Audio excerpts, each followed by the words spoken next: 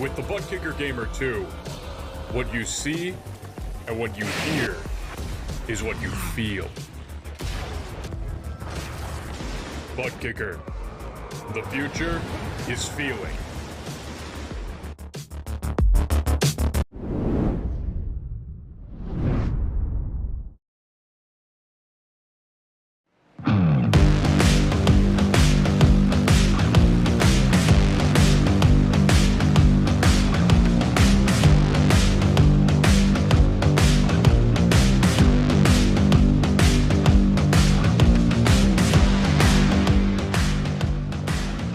There's a lady who's sure that all that glitters is gold, and she's buying a gateway to heaven. I think that's how that song goes, something like that. But we are here at a very unique egg-shaped racetrack at Worldwide Technology Raceway Gateway, and it's round 3 of the PRL NASCAR Truck Series this season after a couple of very interesting races to kick it off. It was a little bit of a caution fest at Texas last week. It was a road course beforehand, and now we get into some gateway action. This is round 3 of the season 2023 Season 2 for the PRL NASCAR Truck Series, live from the virtual Worldwide Technology Raceway, and Round 3 of the PRL NASCAR Xfinity Series coming up later from the virtual Kentucky Speedway. My name is Joey Tevin, here in the booth alongside Dylan Coyle. Behind the scenes is our producer, Arjuna Kankapati, and we're ready for some action here at Gateway. Dylan, like I said, one of the most unique tracks on the schedule, almost halfway between an intermediate and a short track when we go to the short track at Martinsville next week, so it's a little bit of a transition period, a little bit of a gateway to the short track world, if you will. Your puns and your singing, it's all beautiful. But yes, Worldwide Technology Raceway at Gateway is one of the most unique, one of the most interesting racetracks, really, oval tracks in North America. You can kind of compare it to a flat Darlington in a way, right? In terms of shape, they're both egg-shaped. Both sets of turns are different, and they're going to provide some challenges for these Truck Series drivers tonight. After the short tracks, we travel over to Talladega, which is going to be an immense challenge or an immense crapshoot, depending on who you ask. Who's going to win at Talladega? We're going to break out the random number generator, and that's going to be what decides that. And then Dover, Kansas, Darlington, North Wilkesboro, and Charlotte to finish it off. Very diverse calendar, lots of different challenges, but after 2 very different challenges to kick off the season, it was Brett Karakoff who came up to both of them the best, finishing first on the road course, getting his first win at COTA, and then still finishing third last week on the oval at Texas. Patrick Cowgill, who we'll see in a new paint scheme tonight, is second, and last week's winner, Alan Dice, P3 in the championship, just like he was last season.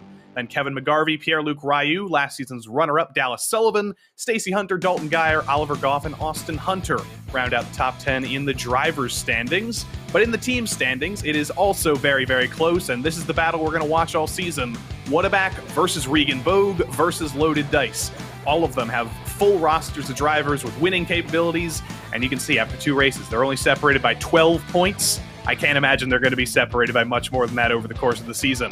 It's a pretty close battle for the middle sectors as well, for Ride and Shotgun Motorsports, NASCAR, Whataback Established Traffic Control, and Team DDI, and Discarl for that matter, and Consult Info for that matter. Then we get down to the 10th team on the grid. It's BTDY Racing, pretty comfortable down there at the bottom. But we're about ready to go qualifying here at Gateway, but first and foremost, we have to thank all the people who make all of this coverage possible, and first and foremost, Advanced Sim Racing. Owned and operated by passionate sim racers, Advanced Sim Racing designs and builds the sturdiest and most durable aluminum profile racing simulation cockpits available in the market today. All PRL members also get a 5% discount on ASR products using the Precision 5 coupon code. And from Advanced Sim Racing, it's Racebox Sim Racing. Racebox offers mid and high-end button boxes for sim racing enthusiasts, from the casual gamer up to the most meticulous sim racing driver. Competitively priced and carefully handcrafted, their button boxes are an enjoyable addition to any sim racing setup. Visit raceboxsimracing.com and also get a 5% discount, also using the Precision 5 coupon code. This coverage is also brought to you by The Butt Kicker. Butt Kicker products provide an incredible immersion and realism to every game. Feel every nuance and truly put yourself in the driver's seat with The Butt Kicker. And Mecha Sim Hardware in their 2nd season with us. They're a small company from the Czech Republic, and their goal is to produce high-quality sim racing hardware. If you're looking for a high-end pedal set, handbrake, or sequential shifter, visit Mecha Sim Hardware's eShop right now to get you up to speed and check them out. And Moradness is a performance lifestyle brand motivated by motorsport and founded by professional race car driver Daniel Morad. For more information, visit moradness.com. And last but not least, Ninja Trader. Better futures start now. Trade the world's future markets with NinjaTrader. Visit ninjatrader.com to access unlimited free trade simulation. And that is about it there. Thanks to all those people who make all of this possible.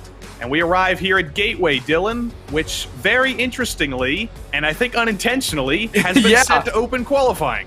I'm not against it. I think it sometimes can add to a little bit more of intrigue. And from what I'm seeing, every lap that they're able to make will count. So 5 minutes, not 2 laps, nothing like that. It's just make your lap times count. And you got 5 minutes to do that, less than 2 minutes now. Definitely unintentional, but hey, it leads to some fun, excitement, and something that rolls the dice a little bit. Yeah, this is not the normal format here. Normally it's closed qualifying. You get 5 minutes and 2 laps all on your lonesome. For today, it has been accidentally set to open qualifying, and we will have to make do, as will all the drivers on track right now. It's not necessarily a place where the draft is going to help you very much. It's almost like a road course to an extent where you're going to be getting held up in traffic here accidentally, so maybe some of those drivers with more road course experience are going to be helped out here as Alan Dice goes to P2, but it's Baron Hilton, the number 1, P1 right now. You know, I'll actually disagree with you just for a moment there. Just because of the long straights, they're going to start to pick up a little bit of a toe near the second half, near the end of the straights going into the corners, but where you're definitely spot on there with the road course style is that there's dirty air, and it's really going to come into effect when they're trying to get that aerodynamic grip, especially around turns 3 and 4. Riding on board here with our provisional pole sitter, Baron Hilton. Had a couple of seasons off from the PRL, but has rejoined us this season, back in that number 1 truck, back in those familiar Tropicana colors. Off the final corner, can he improve on his pole sitting time as Alan Dice did on the previous lap? No, he cannot. He's going to stay at P1 with a 35, or a 34.5 rather. No more time for Baron Hilton, but with only 27 seconds to go, he's looking pretty good on pole, unless Brett Karakoff in the 57 has something. Brett Karakoff currently sitting in the 5th position, rounds off of turn 4. We will see where he slots in. Is the time quicker? It does not appear to be. So, you know, he just gets pushed down into 6th. So, with 3 seconds left, qualifying about to end here, a very funny start, a very intriguing start to this race night. Dallas Sullivan, you saw in the dying seconds there going up to P3, so a great lap time from him. But notice who we see very, very deep in the field. Patrick Cowgill, not been helped by this open qualifying, and a few others who are not allowed to set qualifying lap times. But Dallas Sullivan will get to finish this lap. Pierre-Luc Ryu gets 1 more lap on the board. He slots up to P5. Does anything for... Oh, geez. Dallas Sullivan and his teammate Alan Dice get into a horrendous incident on the back of the back straight, or on the back of the front straight, rather. And neither of them are going to improve here in the dying seconds. It'll be 2nd and 3rd for Loaded Dice. Barney is just waving the flag. He's getting a workout. He's getting a workout right there. It's time for the grid, buddy. Yeah, come on, Barney. Let us see the grid. There it is. Everybody's now finished their laps, and we are ready and set to go. After a funky little qualifying session, it is still Baron Hilton who will start from the pole for a 70-lap, theoretically, event, a 40-minute timed event here at Gateway in round 3 of the PRL NASCAR Truck Series this season. He starts alongside last week's winner, Alan Dice. Dallas Sullivan starts 3rd alongside Dominic Brodeur. 5th in the championship, Pierre-Luc Ryu starts 5th on row number 3 alongside his teammate Nicholas Saint-Germain. P7 went to Brett Karakoff, who won on week 1. Dalton Geyer, much higher than he was last week in P8. And then it's Matthew Karakoff behind his fellow Karakoff alongside Jeremy Bailey. Zach Panzarella for DDI starts alongside Robert Goff. And unlucky 13th went to Ryan Traver, who we have a paint scheme for this week. Hayden Palumbo finished 2nd in his debut last week. He's going to try and go 2 for 2 there. And it's a Whataback row 8 with Austin Hunter and Patrick Cowgill. Stacey Hunter, unrelated to Austin, starts 17th alongside CM Punk Pennington. 19th, Kevin McGarvey. 20th, Thomas Brendel. Curtis Norman in 13 starts alongside Zachary Smith in the 420. Keith Miller starts alongside Colton Easterday off of his best PRL result ever. And Tom Macy, and Oliver Goff were the final drivers who were allowed to qualify this week. Because Steve Loving, Kevin Jobin, Chris Justice, Garrett Austin, and Nicholas Starling were all disallowed from qualifying for bringing out cautions last week at Texas, Richard Pruitt and Dylan Schmidt were allowed to qualify. For one reason or another, they have simply decided not to, though. So, going to be a little bit of craziness here, and there's the craziness of the grid of Truck Series drivers. There's a few Xfinity Series drivers slotted in there. You'll be seeing them later, but Jeremy Bailey up there on the top right. Chris Justice underneath him. Do not be alarmed at the heart rate of 0. He is still alive and well, we believe. Patrick Cowgill in the middle. Colton Easterday on the left in the middle. And all the way in that bottom corner, that's Brett Karakov, who has gone even more funky with the lighting. One of the Goffs as well. And it is an absolute party here on Zoom. And it's only getting bigger every week. You know, I'm sure that we're going to discuss this and it's not really going to mean anything. But I do wonder if the fuel tank's going to be run to its very limit here. The question is, will we get a run that's long enough to think about the fuel tank? That's the question that a lot of these drivers are asking themselves after Texas last week. It was a very caution-filled affair, and we know the Gateway does have the potential to have a couple of pinch points. Will we get a long green flag run? Will we think about fuel? Will we think about tires? We'll learn here in about half a lap. Yeah, we definitely will. This is a wonderful racetrack.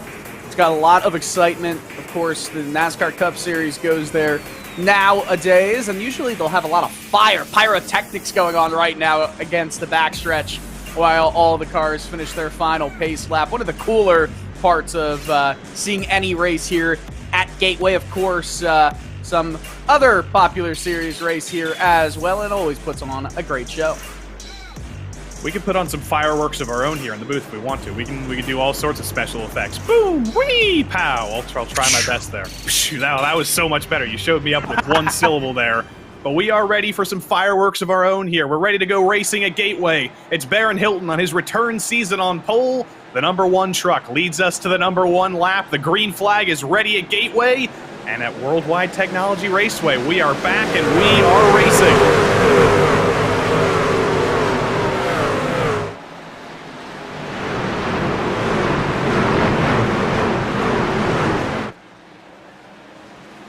Good jump there from Baron Hilton. Almost gets into the wall off of turn 2. Already playing with the limits, but all the way back to 33rd. It is clean and green through turns 1 and 2. Did you notice that angle right at the exit of 2? How it's almost like a hill. It's a roller coaster. A lot of drivers explain Dover Motor Speedway as a roller coaster as well, where they climb up and they fall down going in and out of the corners. Pay attention to that angle coming out of 2. That might be a really tight section trying to get back onto the straightaway, because everyone gets through lap 1 clean. A bit of fading out, a little bit of 4 and 3 wide, a little bit further back. Zach Panzarella passing Patrick Cowgill in the middle of the field. Colton Easterday trying to move his way through in that bright yellow truck in the background, but up front, it's a Robert Goff on Jeremy Bailey into turn 3. This is generally a braking zone in these trucks, we believe, but can Robert Goff break Jeremy Bailey out of the top 10? Whoa, yeah. Trevor and Hayden Palumbo get together around the front straight, and they are not able to save it. Kevin McGarvey piles in, and for the first time tonight, the caution flies. It's a little bit of an argument between Ryan Traver and Hayden Palumbo off of turn 4. Poor old Kevin McGarvey, nowhere to go. Yeah, nowhere to go. That's the other thing that is an aspect of Gateway, is that really tight front stretch where that pit wall closes in on you quickly. It's hard to go more than 2 wide there, and there were just a bunch of trucks that just couldn't fit. I think Dylan Schmidt may have been involved in that as well. You can see Ryan Traver has heavy damage there. Everybody's just trying to decide where are our actual positions. We're still waiting for the pace car to pick everybody up here, as they now have. Baron Hilton catches the pace car for the first time. Alan Dice behind him.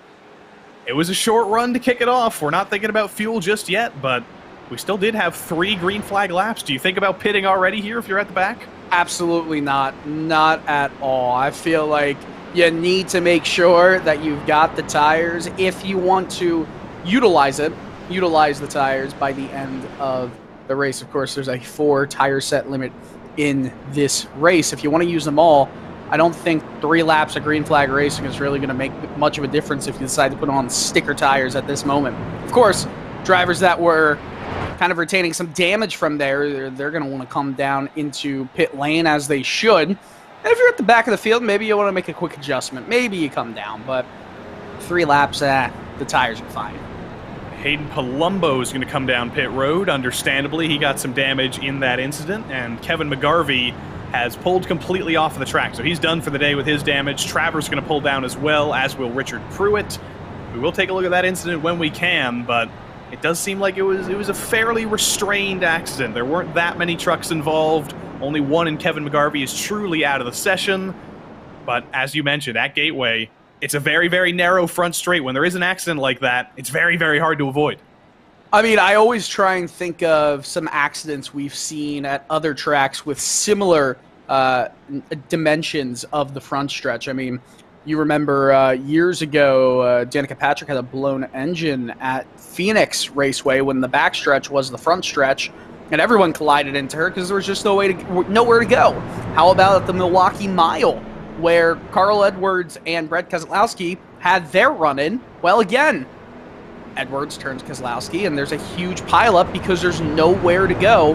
That is a common theme at tracks with straightaways that have very close-in pit walls. Should be getting one lap to go here, I do believe. You can see basically everybody's already very interested in going racing, but here is the incident. We've got it loaded up. That's Palumbo on the outside, Traver on the inside, and then Stacey Hunter and Kevin McGarvey coming onto the scene there. Just get squashed into the wall. Yeah, I was looking at looked like a 4 or 5 car incident. We'll see in a replay. We'll count 2, 3, 4, 5. Yeah, that was a brutal hit. That engine definitely suffering big time right now, obviously, as they're out of the race. I think we're going green this time. Bye. I think we are. I'm getting my hopes up here. Everybody slotting back together at the back, with very few drivers actually out here. Kevin McGarvey done. Stacey Hunter's gone 2 laps down. Everybody else back out after 30 or so seconds of repairs. But it looks very, very similar to the initial start here. It's Baron Hilton and Alan Dice in the front row, Dallas Sullivan and Dominic Brodeur on row number 2. Should be fairly straightforward here. See, can we get into a long run here? Can some of our tire savers be able to actually save some tires? Can some of those guys who are disallowed from qualifying get some time to move their way forward? We've got to wait and see here, but it's time for a secondary start, but it looks very similar to the first. Baron Hilton in control of the field. The green flag is back out, and we're racing once more at Gateway.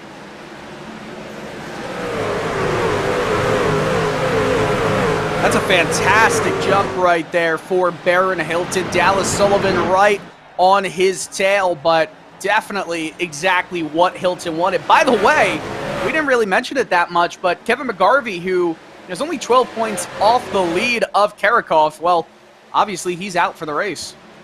Yeah, you get 1 drop week in the PRL, so he's going to have to hope that he doesn't have any weeks worse than this, which in this series, with its unpredictability, it's always tough to get your drop week out of the way this early. But off of turn 4 this time, looks clean through the back of the field, but poor old Alan Dice in that bright yellow number 5, he basically spent an entire lap there fighting with Pierre-Luc Ryu to get clear. He finally is, but in the process, he's lost a little bit of touch with his teammate Dallas Sullivan. Do you see how much these drivers they're leaving almost a full truck's length between them and the apex, that red and white curbing through turns 1 and 2. It's just not really a track you see drivers pin themselves to the very bottom, to the very apex, especially around 1 and 2. You tend to drift up, and you'll see it here as this whole pack of trucks comes down the front stretch to start lap number 9, 7 minutes into this race. But watch everyone drift way up. Look at that. I'm totally distracted by Brett Karakov's basement right now, and I'm just wondering. I love it. That's got to be distracting. He's got the lights going all over the place. Is there a glare? I don't know what's going on down there, but he's giving us a show either way. I mean, he's very focused, but right now he has found himself in behind a few more drivers. Definitely not the start that Karakov wanted, sitting in 7th position, right behind Ryu, and of course Matthew Karakov in 5th, getting around him. So Matthew went from 9th to 5th at the start of this race, so 4 positions gained. Patrick Cowgill, by the way, up 5 positions since the start of the race. I think that's the highest mover besides Steve Loving, up 9 positions in the 18th. There is Steve Loving up on the top there in that shiny Ryobi number 27. Disallowed from qualifying. As Zachary Smith and Thomas Brendel almost get together down the front straight. That's the third time today that we've seen two trucks come together in that place. And I think Steve Loving thinks, Brendel's too deep. And he turns Zachary Smith right into the path of Curtis Norman. Colton Easterday can't avoid as well, and we've got a pile up in the back. The caution flies again at Worldwide Technology Raceway. Wow. Well, I'll be honest there. Did Brendel, that, I don't know if that was, I don't want to claim attention or anything, but he might have been a little bit hot after almost getting hit coming off of turn 4. I mean, you might even call him flamin' hot in the flamin' hot Cheetos truck. He may have been driving hot there, but I think he just got a little bit too deep.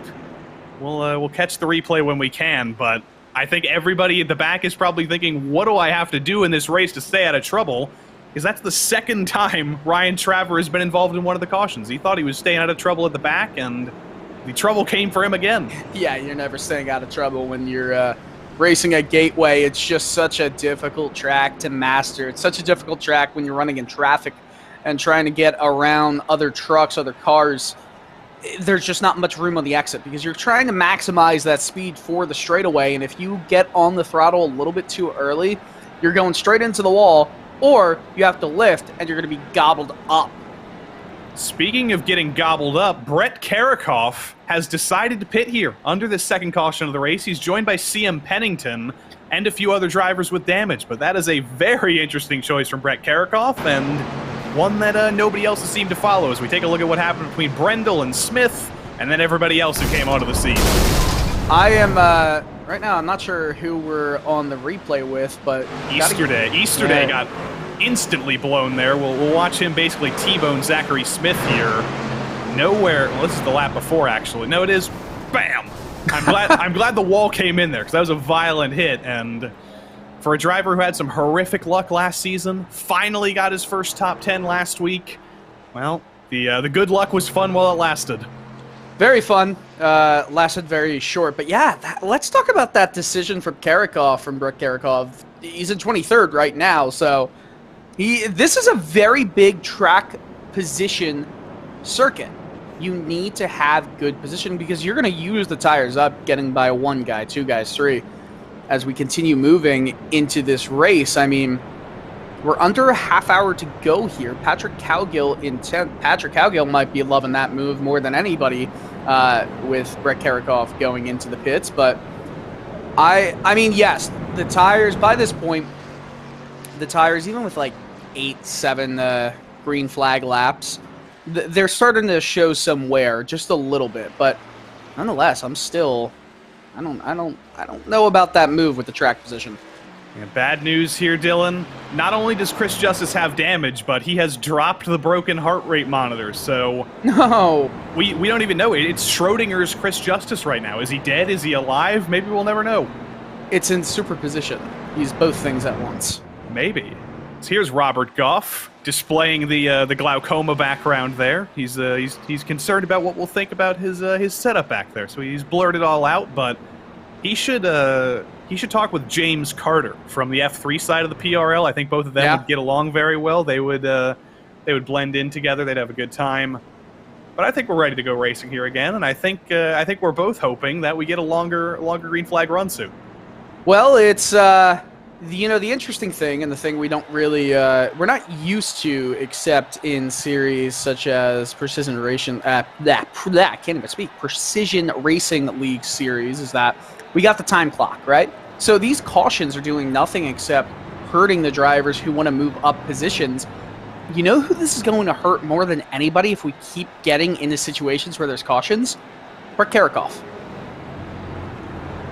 He's currently 22nd after pitting, so it's been a debatable choice here. If we do get a long run, it might work out for him, but you're exactly right. Brett Karakoff is certainly hoping that we get into a rhythm here and get going. I think Patrick Cowgill as well, he's definitely hoping for a long run back there in P10, running a special paint scheme this week that we'll talk more about a little bit later when we see him again. But it is Baron Hilton leading us to a third restart of the night. He's got a new buddy to his outside, though, in Dallas Sullivan. So the question is, how does this differ from the initial 2 restarts? Can Baron Hilton get as good of a jump, or has Dallas Sullivan been cunning, and has he learned some of those tricks? Can he match him better this time? Watch for Alan Dice, for sure. I mean, Alan Dice, I know we're only 2 complete races in and now 3rd. Well, I think as of this exact moment, he would be the points leader if the results held as much. He's going to be right behind the leader. He's going to be able to time his jump right when the leader goes. So we'll see what happens here as they round off of 4. There we go. The iRacing sedan pace car pulls off onto pit road, gets a little bit of a drift on for good measure, showing off there. But Baron Hilton has been showing off for the first 13 minutes of this race. The green flag is back in the hand of Barney the Flagman. And once more, we are racing at Gateway. It is a good restart from Alan Dice, but remember, he's got a teammate to his outside there in Dallas Sullivan. Both of them, sure, communicating. We need to organize into turn 1, and they've done exactly that. Sullivan hangs on to P2, and Alan Dice slots into P3. All these cars coming down the back stretch, and I'm going to keep an eye on Brett Karikoff. You see that purple truck all the way in the back there. He's peering out to the inside. Oh, a truck slides right in front of him. This is going to slow him down slowed down completely. So he's going to... Look at those fresh tires. Yeah, that was incredible. Right? That looked like sped up footage. Oh, he's getting blocked completely down the front stretch. Richard Pruitt. Oh, I'll tell you what. Pruitt's going to slide up and hit the wall. Yeah, and that did not work out. Karikoff out. Yeah, you're not racing him because he's got fresher tires. You got to think about that. Meanwhile, 2 guys who are on the same age in tires are, well, 3 wide here right now. Nicholas Starling, Kevin Jobin, and Richard Pruitt here. Pruitt still trying to recover after flailing a little bit through turn 1. Kevin Jobin, we got a caution. We got a caution to the back of the track. It's kicked off again. That's the 13 of Curtis Norman. Around on his own, but I have a feeling that somebody else may have been involved back there. Don't know who yet. We'll find the culprit, but the caution flies for the 3rd time tonight.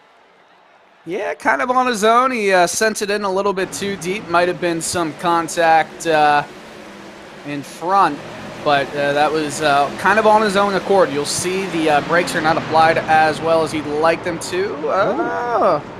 Maybe a little bit of that famous word.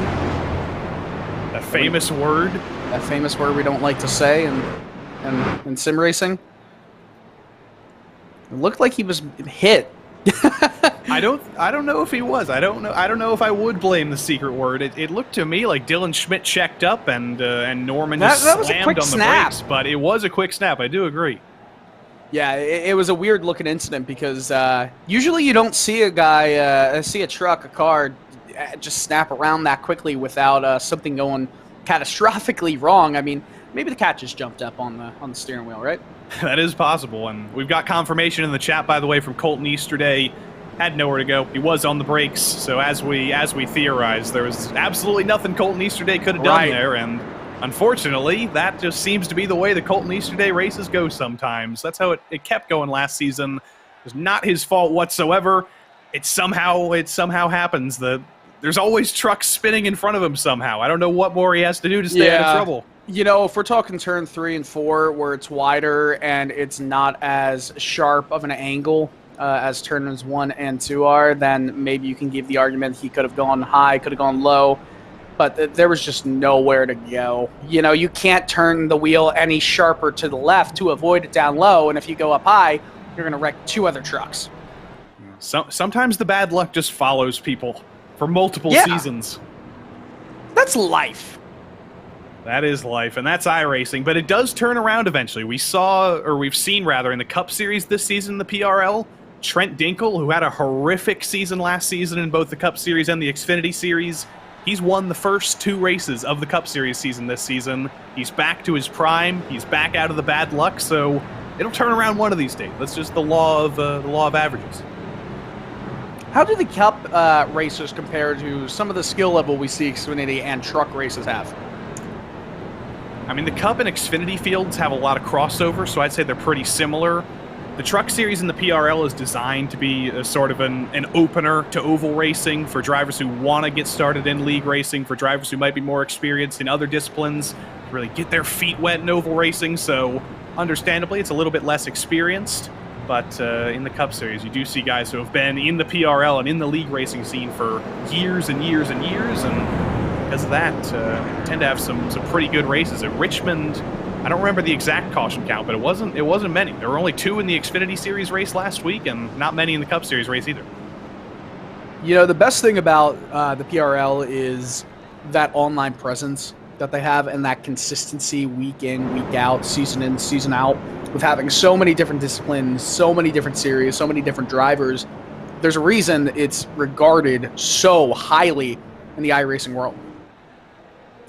You see somebody like Baron Hilton up front, who is one of the longest tenured drivers in the PRL. He's been around for a long time, has experience in this series, in the Cup Series, in road course racing in the PRL as well. I believe he's done a couple of Miata seasons, so he's one of those drivers who shows the diversity of a lot of drivers in this series. And right now I'm distracted because I'm trying to determine what kind of fruit that is on his truck. Is that a watermelon? Does Tropicana sell watermelon juice now? Wait a second. It is. It's a watermelon. Baron Hilton is the Ross Chastain of the PRL now. We finally got one. Oh my goodness. Listen, we don't necessarily need more driving like Ross Chastain, though. Because team owner Akar Ramrod and PRL Oval organizer Charles Sumner actually works for Tropicana. So he has the orange juice truck. I love that. His teammate Adam Zemke used to have a cranberry juice truck, and now Baron Hilton has a watermelon juice truck, and I didn't know that was an option. I'm going to have to go to the grocery store this week and get me some Tropicana watermelon juice. You know, keep it on the food sponsorship train. I still love the fact that BK Racing was a franchise of Burger King, but they couldn't use the words Burger King, so they used BK. Just incredible. Now that I think about it, I feel like watermelon juice is just water. But anyway, we're ready to go racing here once more for the 4th time the iRacing sedan pace car pulls off, and it is a watermelon sugar high for Baron Hilton at the moment. He's still got 20 minutes to defend this lead, though. He's back to the lead. He's back to the green flag. And once again, we are racing at Worldwide Technology Raceway. It's a similarly synchronized restart for the Loaded Dice teammates, although they've tried so hard. We got a wreck! Matt Carrikoff and Alan Dice goes around. Matt Carrikoff and Alan Dice were side by side through turns 1 and 2. They came together while the 2 Loaded Dice Racing teammates were trying to synchronize. And as soon as we return to green, it's back to caution once more. What you'll see in the replay is, I don't know, it looks like Alan Dice just kind of slid up a little bit, and it was just enough where the opposite of Carrikoff was coming down, so I don't know. That was kind of, yeah. And then that was Dominic Brodeur on the scene with Alan Dice trying to check up, and Dice gets turned around himself, so slightly self-policing there, I guess. Alan Dice gets into somebody, and he gets turned himself. Once again, these incidents, they happen in a hurry, and it's hard to avoid them. A lot of the drivers did a great job of avoiding Alan Dice. And by the way, Alan Dice was able to straighten it out really quickly. So exactly what Charles Sumner at Race Control just said. Great job on not making that worse than what it was. Yeah, that was exactly what I noticed. Alan Dice went for a full 360 there, and nobody hit him. It was incredible. The seas parted for Alan Dice, but he's not going to be getting those positions back, and currently the automated race control is doing a lot of work right now because there's only 4 drivers, so we really know where they are. Is Alan Dice going to get his position back? Is Matt Carrikoff going to move forward? We got to get things organized here. Brett Carrikoff is sitting in 12th position right now, which is obviously a lot better than 22nd, where he restarted a little bit ago, but there's only 18 minutes left in this race, and if we keep having these cautions, it's going to be really hard for Brett to move up through the field. A lot of drivers making their intentions known at the bottom of the track. Is that an intention to pit, or is that just having a little bit of fun here? Will anybody pull down pit road this time? A couple drivers thinking about it, peek into the inside, but I don't think anybody's going to do it. They're testing the boundaries, I'll tell you that. So that's Tom Macy on the outside. He's going to get the lucky dog. So these cautions have certainly helped him back to the lead lap. Nobody pitting, though. Matthew Carrikoff is pitting, but that's because he's heavily damaged after that caution. Easterday and Hunter still on pit road getting their engines put back in. So they're doing heavy work there. But other than that, Nobody electing to pit. Everybody wants their track position right now. Joey, I just discovered something incredible that I've never known about iRacing before. Let's hear it. On the backstretch, there's a highway, and cars are actually moving on it. Ooh. That's incredible. I hope we get a shot of that. Now I'm wondering, because we go to Martinsville next week. Choo-choo! Have they put trains in? Are we going to see trains driving by? They've gotta. They've got it. If there's no train next week, I'm going to be apoplectic here.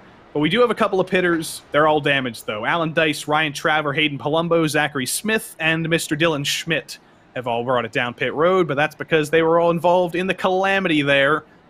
We're running out of trucks that haven't been involved in incidents. It's about half of the field now that have tripped over each other one way or another here. But basically everybody upwards of that, up from Garrett Austin and Thomas Brendel. Well, not Thomas Brendel, but up from Garrett Austin and P16. They've all been generally clean. Yes, a lot of trucks with damage, but the trucks in front, well, I would have said most of the trucks in front for the majority of this race were definitely without damage until that last caution, that last incident came out.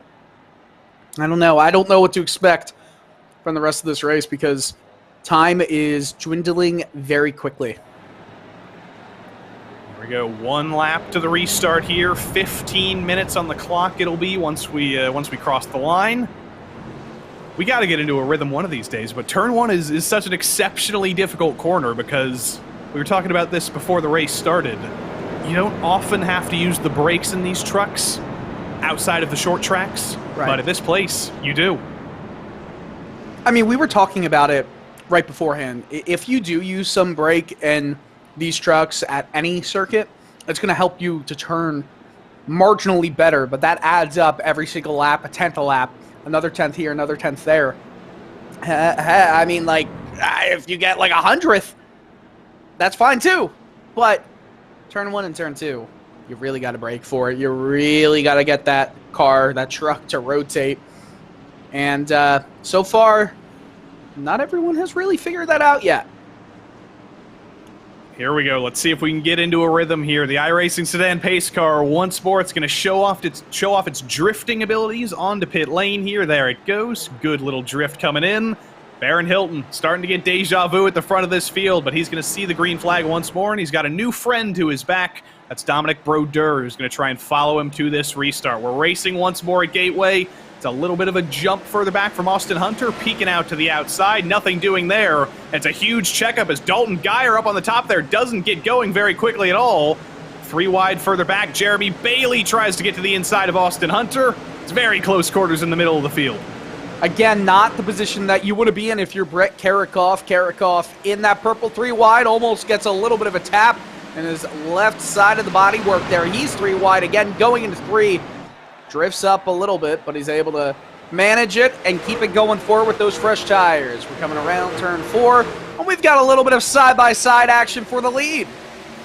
We do. Baron Hilton and Dallas Sullivan. Are we going to have a new leader for the first time in this race? Not quite yet. Baron Hilton hangs on, using the outside through turns 1 and 2, but Dallas Sullivan knows that we may have a short run here. We've had short runs all race long. If you're going to make these moves, you've got to make them quick.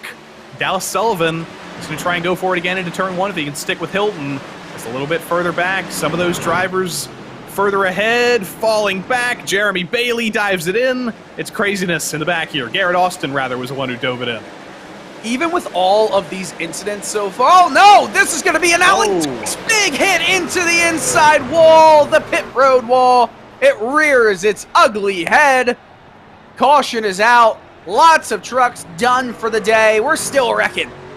And you see who that is involved? Poor old Ryan Traver. He has done nothing wrong, and he's been involved in 4 different cautions. He can't avoid them.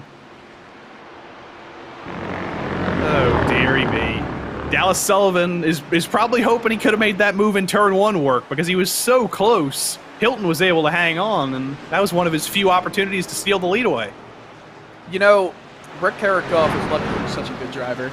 I don't think many trucks could move up through the field with as little green flag time as he has had, and he's an 8th.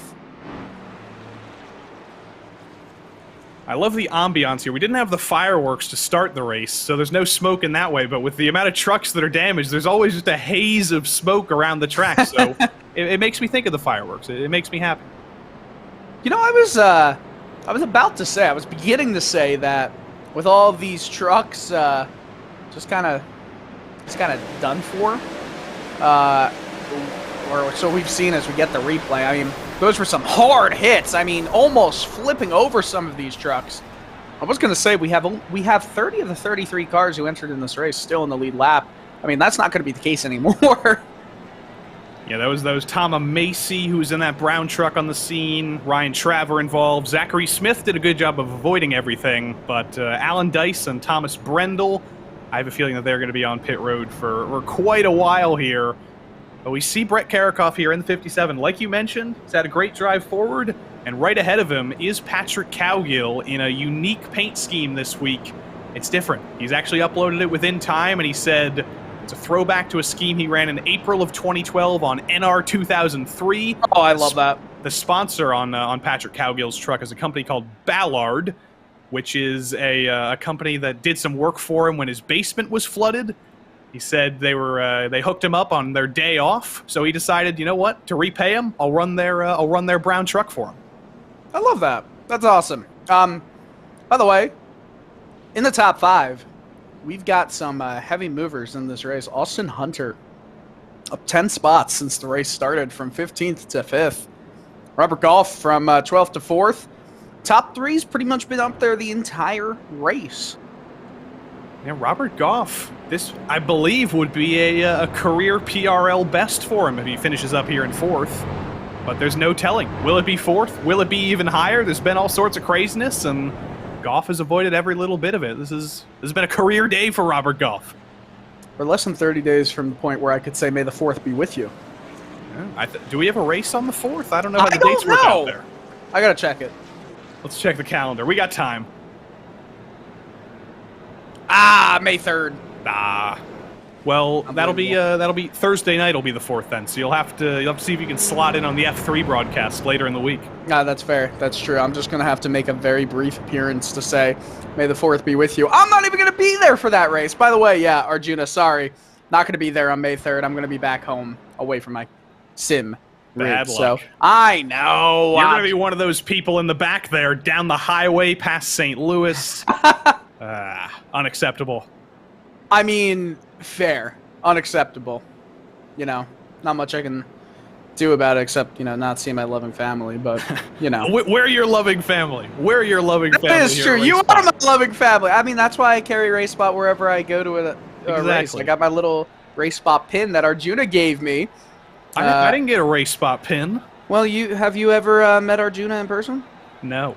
Yeah. All right, I'm buying a plane ticket to California. It's happening. Well, I bought it to a place in Indiana, you know. We were back home again, is what I'm saying. I'll see if I can get back home again for the Indy 500 this year. I'll see if I can do it. I don't know what you're talking about. Oh yeah, I've never heard of that race, but I'll see if it exists this year. If it does, I'll try and get there. Fair enough. Fair enough. I think we're ready to go racing again. Lights are out in the pace car. We are ready to go once more in about a mile's time, but I do Time is running out. Yeah, I want to notice something here when we come down the back straight. Other than that gap in the wall, which is always a dangerous place here on iRacing, there's a porta potty back there, and that's got to be one of the most dangerous places in racing. There it is. It's just stuck back there. Okay, but the wall hides it. That's true. Physics deems it impossible for a truck to just spin, right? I mean, Brad Keselowski would find a way. Brad Keselowski, you mean? Yes. Approved by Brad Perez, we must add.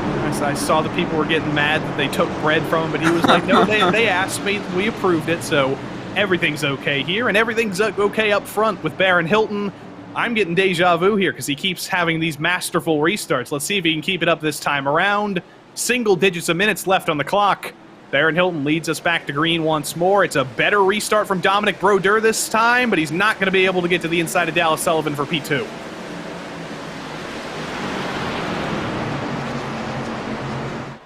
Look at Robert Goff trying to force it around the outside, but he's going to be caught back in a battle for 4th position with Austin Hunter. Austin Hunter having a great day of his own here, diving into the inside of turn 3, driving over our race spot camera, embedded in the asphalt.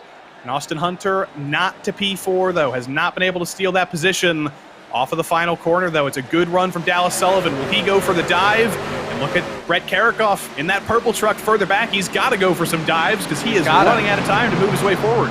And that's not the dive that he was looking for. He's kind of diamonding this apex, and a car truck gets loose, and he gets a Cowgill in a wreck. Cowgill got loose, got a little bit of a shove forward by Karikoff. I don't think Karikoff has much damage at the front of that truck, but goodness me, that's a big detriment to Cowgill's hopes over this 10-race stretch. That's Nicholas Saint-Germain to the outside. I don't know, was there any help there from Karikoff, or did Cowgill get loose on his own? I think he got loose on his own. We'll have to take a look at an angle from above, but right on board with Karikoff here. Is there a little bit of a boop? Nope. Nope, not even close. That's a sizable love tap.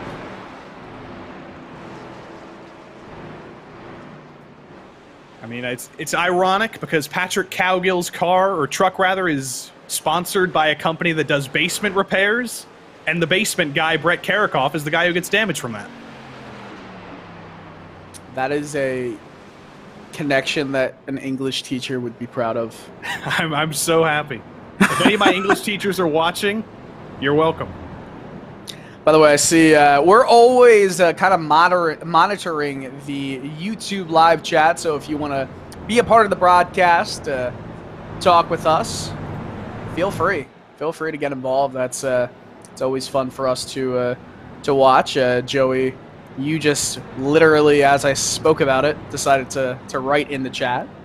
Because Doyle Lawrence, who I believe we'll see in the Xfinity Series race, said, "How do I get a Race Spot t-shirt? Any available?" I've been asking the same question, Doyle. I need a Race Spot t-shirt too. I gotta get one delivered. If you get Doyle, if you get a Race Spot t-shirt and you go to the Coke 0400, I'll need to meet up and get a picture with you, man. Yeah, Doyle and Coyle. Hey! The dynamic duo. Unbelievable. Doyle and Dylan Coyle. I'm going to have to get Doyle on the broadcast here, because that's Joey and Dylan, does the job. Doesn't sound good, though. The Doyle and Coyle show, you get 1 million views on that. We're loyal. I can't speak today. We're loyal Doyle Coyle viewers? No. I was going to say we're lawyers for hire. You should have stuck with loyal. That was a project I did in like 2nd grade saying vote for Coyle. He's loyal. Did you win? I don't think I did.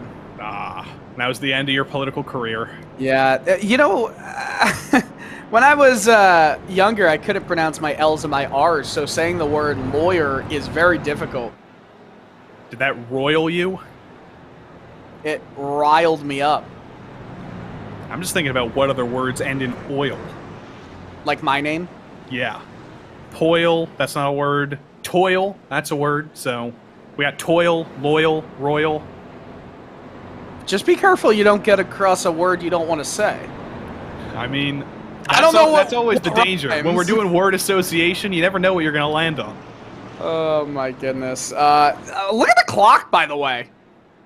This is probably going to be the last time we go back to green flag racing. Yeah, if we get a caution after this, that is going to be race dunzoed here. But we will get a shootout here. I believe we'll take one to go potentially when we cross the line this time, which will mean we'll get a restart with about 1:30 on the clock. So it'll be a 2 or 3 lap shootout. If we even get through the first lap. Well, we can hope. We can hope. Definitely hope. If hopefully it doesn't soil the party. That's the one I was forgetting. All right, here we go. Lights out in the pace car this time. I'm going to watch the clock here to get the exact time. It's going to be 2:40, which means we'll get a restart with about 1:18 seconds, which means a 3-lap shootout to the finish. That's all we need to take green, and that'll be it. And if we get a caution, the race will end under caution. It's a 40-minute clock here, no green-white checkers. When the clock ends, the race ends. So I think everybody, other than Baron Hilton, is sincerely hoping we don't get another caution. Yes. Yes, this is... we've set this race up now to have an epic finale, but hopefully we reach that epic finale with really solid racing. And I'm still wondering if... Brett Karikoff is back to almost where he went into the pits, but was it the right move? It's P7 right now with a little bit of damage. How much higher can he get here before the race is over? It's guaranteed to be the final restart here. Baron Hilton has led just about every single lap today, if not every single lap today, and he only needs 3 more to finally get his first win of the season on his return to the PRL. The iRacing sedan pace car pulls off for what will be guaranteed the final time. The green flag is out for the final time, and we are ready to go racing for the final time in this race. It's another great restart from Baron Hilton. He's only got to hold on for 3 more laps. You might have to hold on for less with the way this field is already shaking and shimmering back as they head into turn 1. This storm of trucks already fanning out to go 4 wide almost, and they're wrecking out of 2. That's the race. Richard Pruitt in the grass, Kevin Jobin as well. And that is it. Race is over. And would you believe it, for a driver with as much experience as Baron Hilton has, this is going to be his first win in the PRL. That's amazing. The #1 truck finally living up to the number. Martinsville's next week. Martinsville is next week. So it's going to get even crazier. Man, that was a definite interesting win. Hey, Baron Hilton led every single lap.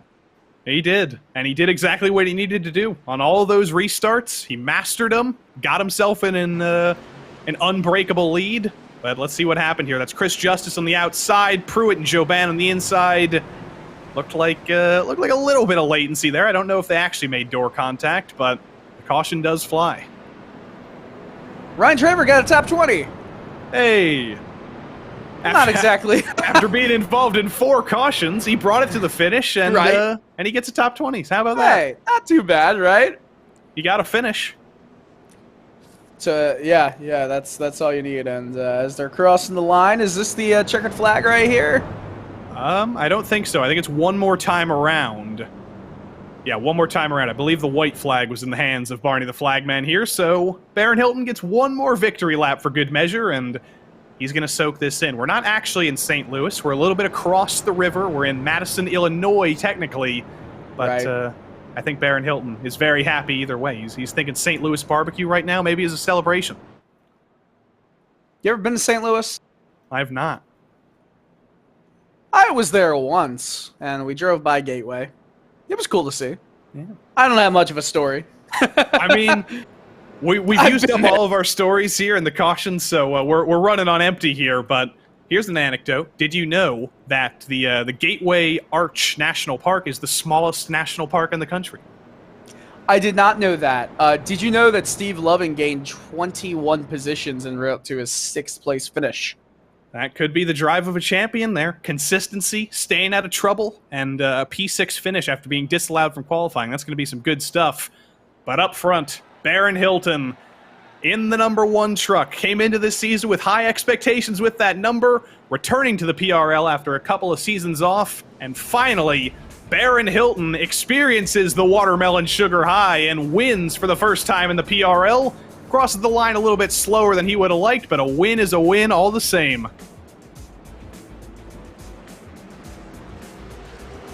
I want to see the victory lap happen now. They're going to go faster now that the race is over than the last couple laps. Dallas Sullivan should go for a dive bomb here into turn 3 just to show him up a little bit. Oh, is he gonna do it? Come on, Dallas, go for it. Ah, he's backing out of it. He's letting Baron get his moment. Wow. Baron Hilton.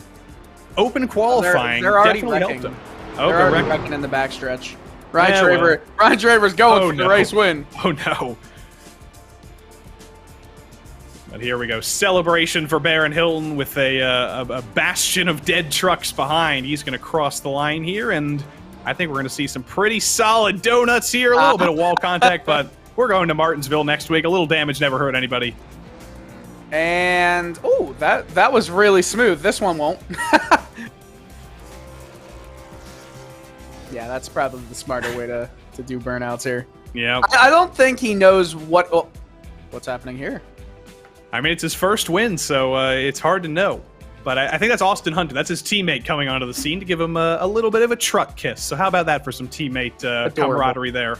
But Baron Hilton starts on pole for the first time in the PRL and wins for the first time in the PRL. Dallas Sullivan comes home in second, and Dominic Brodeur in his first season in the PRL gets a solid P3. Then Robert Goff gets his best result in fourth, ahead of Austin Hunter. Steve Loving, the biggest mover, from 27th to 6th, and Nicholas Saint-Germain, P7. Jeremy Bailey, P8. Brett Karakoff made a risky decision to pit under one of the cautions. Don't think it really paid off for him. He still comes home with a top 10 ahead of Garrett Austin. P11 went to Nicholas Starling, another driver who drove up from the back of the field ahead of Pierre-Luc Ryu, and Oliver Goff finished in unlucky 13th.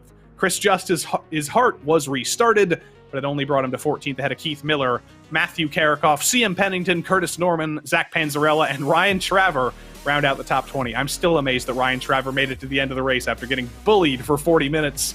Patrick Cowgill spun out of the top 5. Alan Dice did as well. Dalton Geyer couldn't get much higher than 23rd. And Zachary Smith, Richard Pruitt, and Kevin Jobin bring us to the end of the lead lap finishers. And then instantly we get into the used truck lot. Hayden Palumbo, Thomas Brendel, Tom Amasi, and Dylan Schmidt all had heavy damage, did not make it to the end of the race, nor did 31st placed Colton Easterday, Stacey Hunter, or Kevin McGarvey.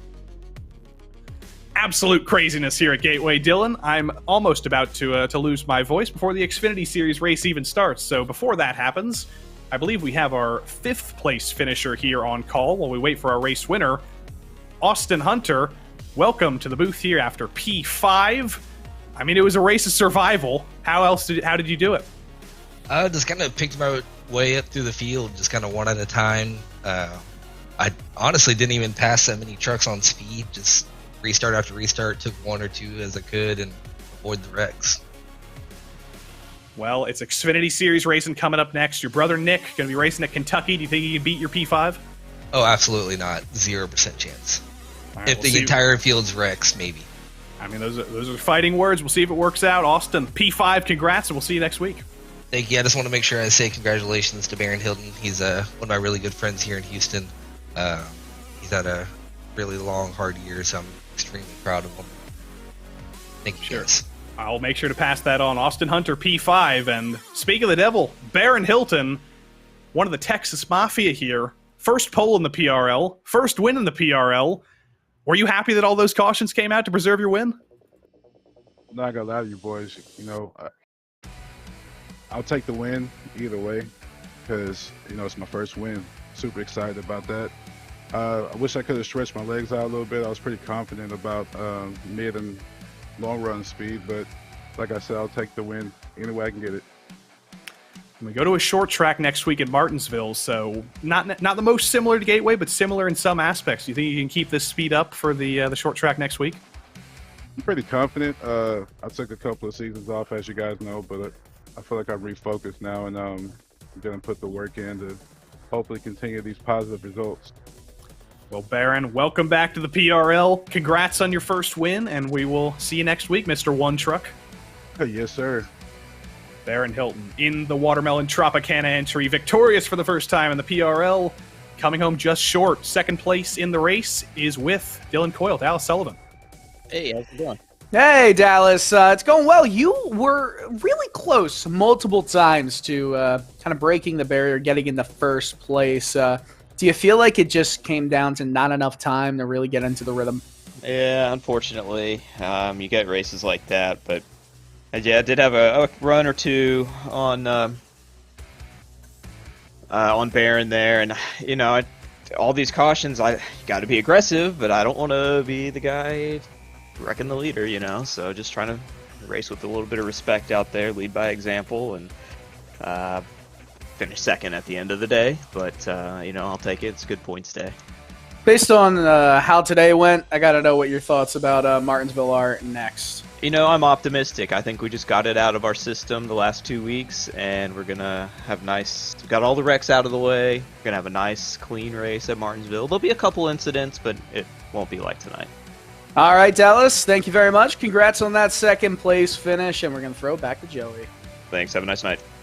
We will indeed. Dallas Sullivan P2. One more driver we get to talk to is a debutante this season, Dominic Brodeur in the Discarl Motorsports team, joining us in the PRL this season. And you've got your first top 3 in your third race. How is that for a survival race? Dominic Brodeur, do you have a copy? Oh yeah, sorry man. There he is.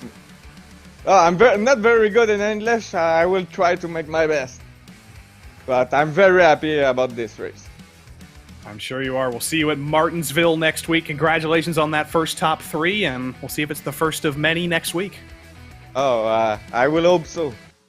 Dominic Brodeur coming home P3 here tonight at Gateway, and I do have to say, Dylan, his English much better than my French. So I always respect those drivers who come up here and talk to us every single week. But that's about it for us here from Gateway. Was absolute craziness, and it's only going to get more crazy next week as we travel to Martinsville. Est-ce que tu n'as pas un peu français? No.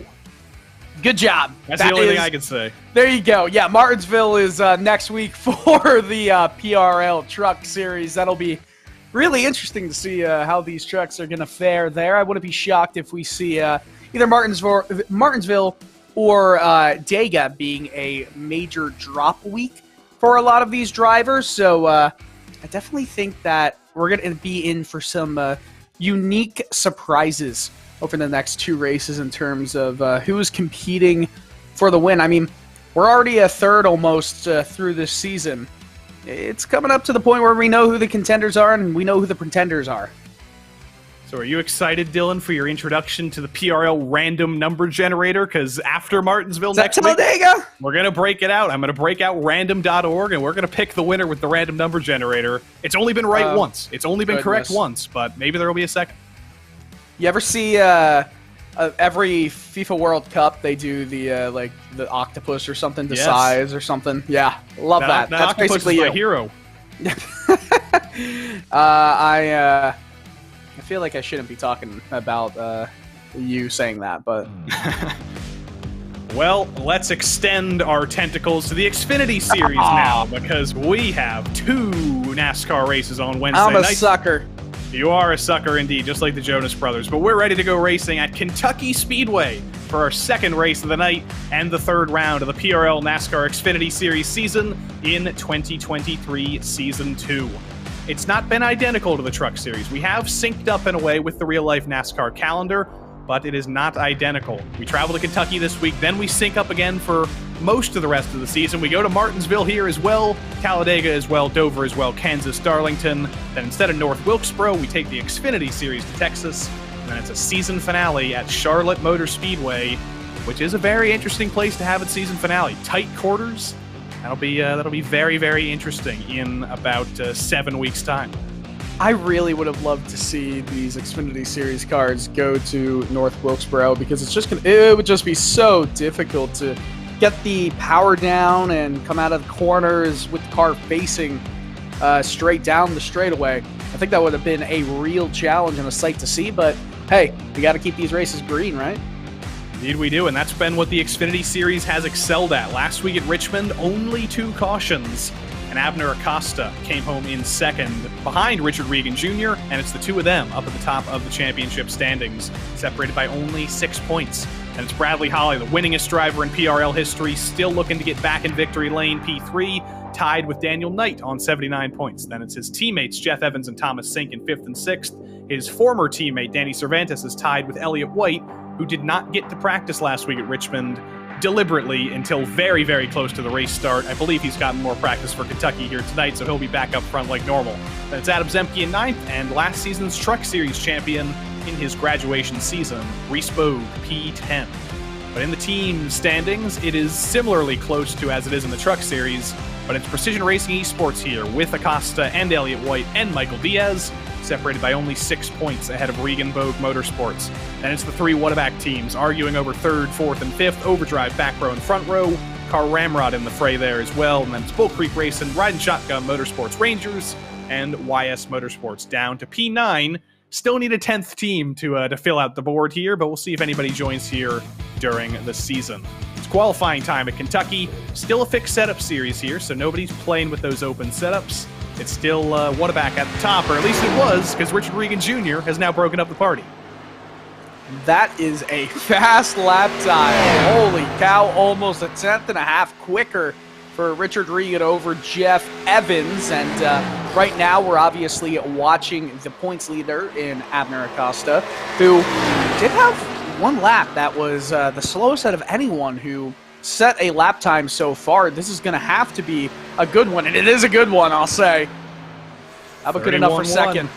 Yep, I think that was a little bit of strategery there on lap 1, just backing off, building up the speed.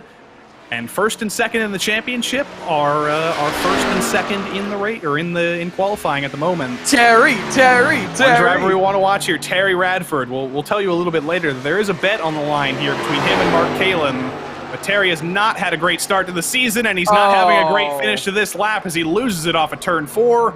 Terry will start at best 17th. You know, he just aimed for all the pit road members, and if I was standing there, I'd be very upset with him. Bradley Holly to the line. It's a good lap, not going to be an improvement. And Bradley Holly, I think, is deliberately confusing us because in 3 races this season, this guy has had 3 different paint schemes.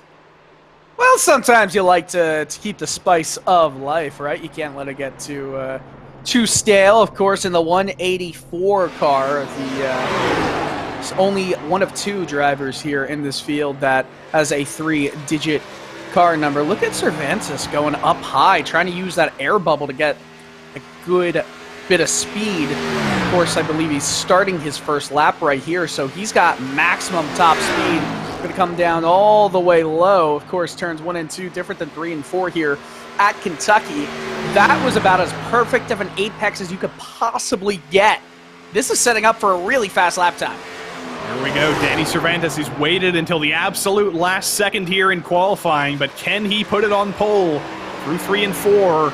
The Jerry Seiner dealerships number 25. Danny Cervantes brings it to the line. It's a 31.2. Not good enough for pole, but he's going to join his teammate Richard Regan Jr. in the top 4. Tie Jeff Evans. So close to P3.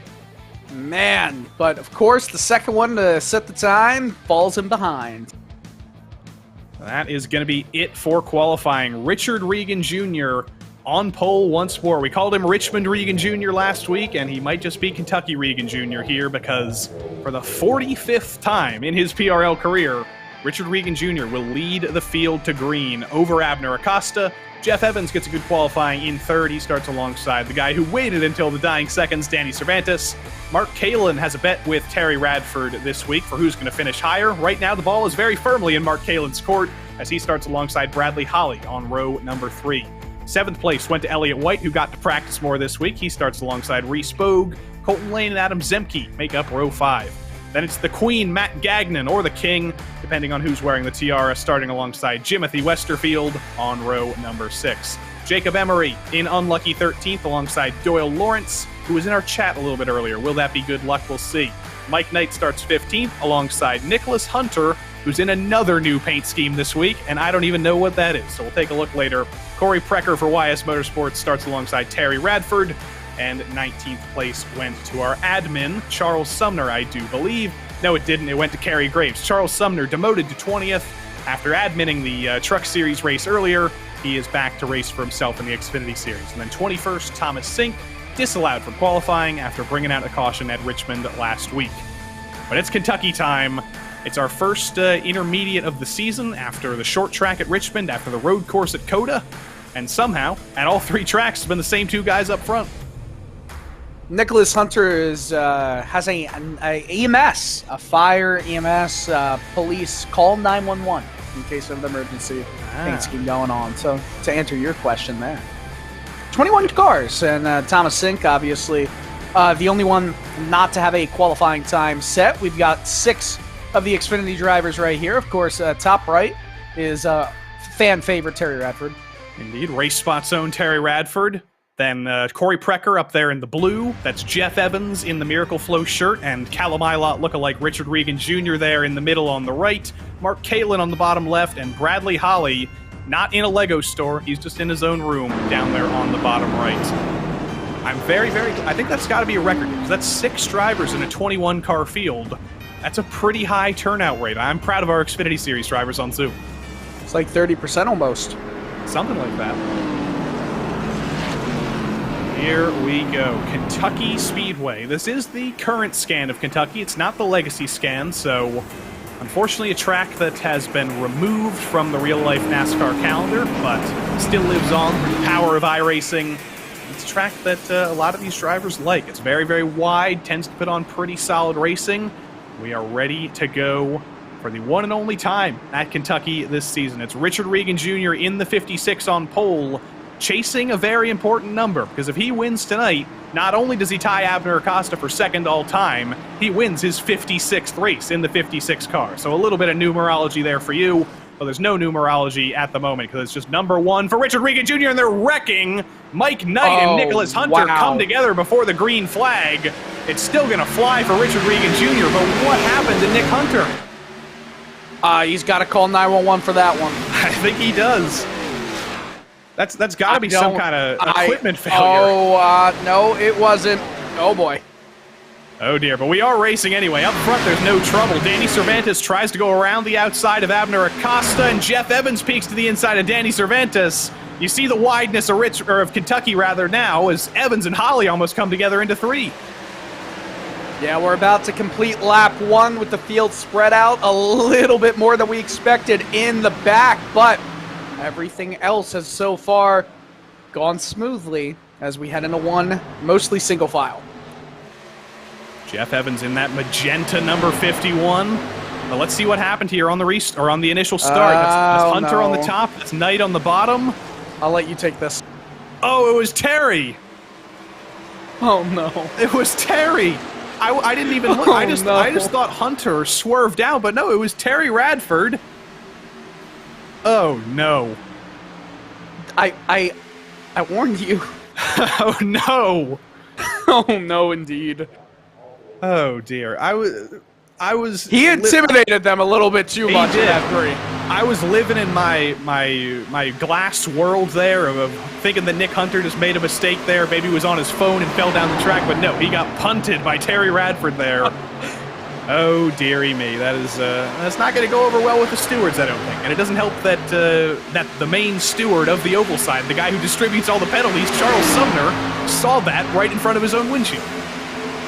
I feel, Terry was asking if he wrecked out, would he be able to jump up here in the booth for a little bit, and I think he was trying too quickly to jump into the booth. He's going Santino Ferrucci mode for a moment there, but here we go, and it's into turn 3, almost 3 wide. Colton Lane, Jim Westerfield, Jacob Emery, Doyle Lawrence. It's a whole party here in midfield. Already we've gone more laps of green flag racing than we did at Gateway in the Truck Series, which is a great thing. Yeah, this is definitely a race where pit stops are going to happen, right? Lap times around 31 to 32, sometimes 33 seconds, so let's just round that down to a 30-second lap time for simplicity's sake. We're talking about around 100 laps. Let's say 95 at mile and a half. Yeah, you're going to have to pit. That's too much math for me. I could not do that level of math right now mid-race. That is impossible. That's why we have Dylan Coyle in the booth. The human calculator. Yeah, I've never been called that before, but I'll take it. The human calculator. First you were loyal Coyle, now you're the human calculator. I do help figure out the probability that someone would win sheet metal or anything we give away at the Call of Racing Twitter account when we do some of the Guess This. And we're like, we don't want to make it too hard, but we don't want to make it too easy either. I want some of that number 3 Whataback Racing Terry Radford sheet metal. I think you can find it on the front stretch. I might be able to. We do a track invasion after this. But look at Respo. Started a little bit deeper than he would have liked, I think, but he's getting aggressive in the middle of this field. After graduating from the Truck Series, he has proven that he's very much at home in these Xfinity cars as well. It's a very different style of racing, but it can really show a driver's strengths when they're racing the Xfinity Series. Respo in the 4, they're actually challenging last season's Xfinity Series champion Elliott White, so the two of them kind of equalizing here over the course of this short run. We'll look a little bit further forward. The Whataback teammates are fighting as Mark Kalin gets to the inside of Jeff Evans. It'll be Mark Kalin up into P4. Is Bradley Holly going to go for it on his teammate Evans? He's not going to go to the inside, or is he? He sends it in. Well, there's not quite going to be a door open for Bradley Holly.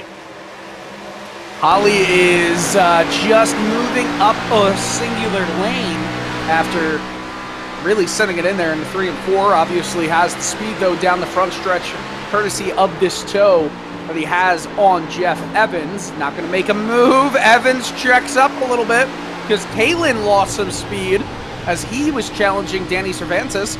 And how about this? Abner Acosta and Richard Regan, they're starting to pull away by quite a few car lengths. Riding on board here with Bradley Holly for the first time in a purple car. Now riding on board with Jeff Evans. Very close to the track surface here, scraping the asphalt. It's good to see Jeff on camera. He wasn't always on camera with us. We finally managed to convert him, and he looks like a very, very focused guy. That was a tale of 3 different expressions. Mark Kalin looked clenched. Jeff looked calm, and Bradley Holly always looks calm. Big run by Acosta right here. Well, Elliott White, his teammate, tries to survive in the midfield. Abner Acosta takes the lead from Richard Regan Jr. after sitting behind. Abner Acosta told me last night, you know, he's sick of being the guy who always waits around and saves tires. He wants to be the guy who can get aggressive, and he has been. He's taken the lead. Okay, so look at this. This is something I really like to discuss. Richard Regan, we see his view from the cockpit. What his view in reality is from the driver's eye, as there's a big block all the way down to the yellow line. Very early to be making that brash of a move. And Abner Acosta is going to send it all the way up the track because he just did not get slowed down enough. This is going to give Richard Regan in that virtual reality headset some space to really challenge here down the front stretch and into 1. It also gave Cervantes, Kalin, and the rest of the group a little bit of ways to catch back up side by side between Kalin and Cervantes right now. As they were catching up, Danny Cervantes flies up the track, allows Mark Kalin to get to the inside. Abner Acosta and Richard Regan Jr. are going to be side by side into turn 3 as well. Acosta on the bottom hangs on. Kalin washes up a little bit, almost gets into Danny Cervantes. It is very, very close quarters, and look at this. Put the top 4 under a blanket. Danny Cervantes wants to go for the lead as well. I think you mean the top 6, my friends. I mean, it's like the top 7. 15. It's like the top 15 at this point. Look at this. I mean, this is some great racing. Honestly, a little bit too aggressive for my liking early on, but I love to see it that way.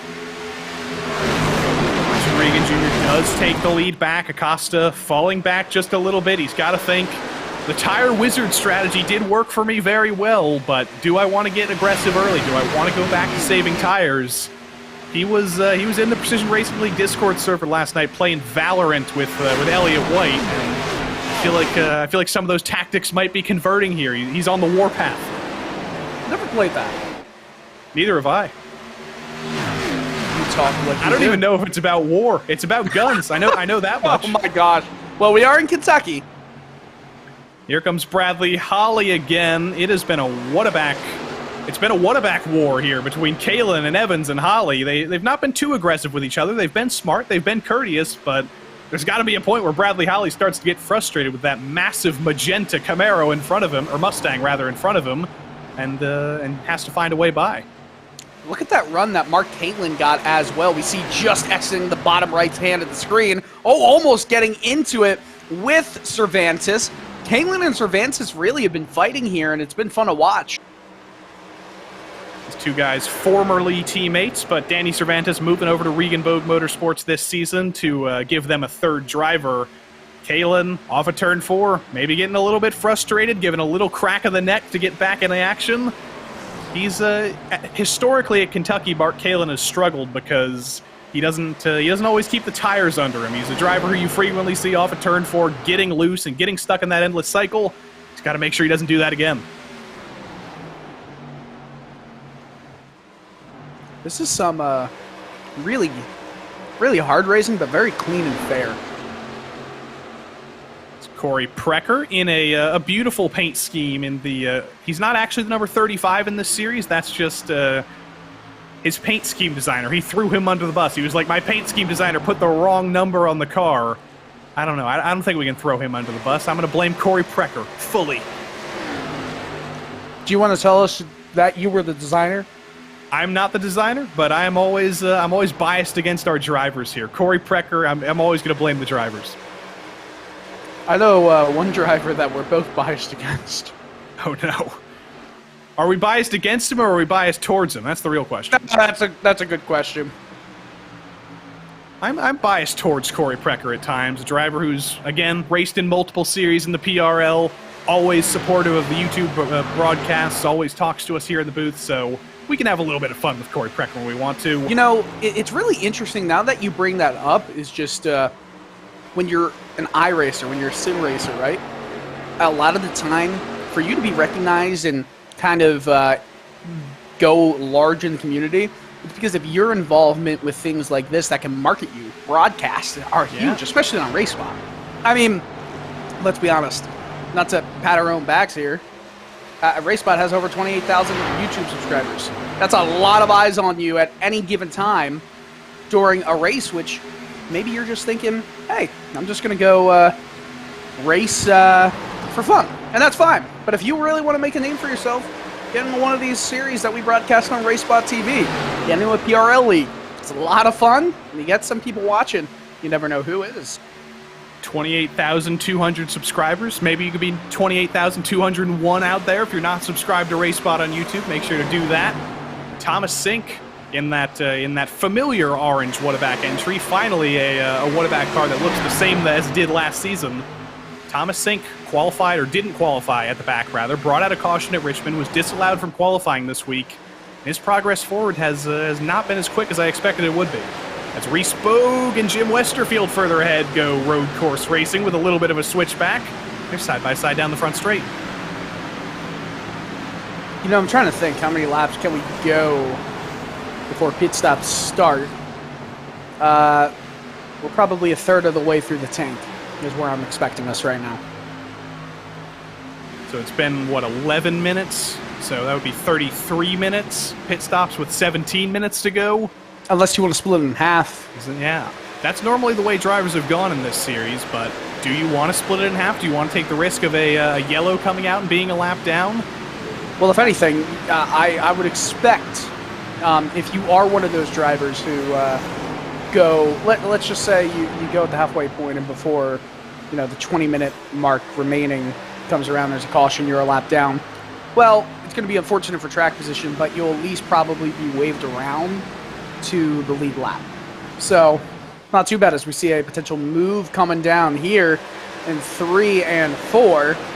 And a lot of these tires, this track's abrasive, and these tires are really going to feel it.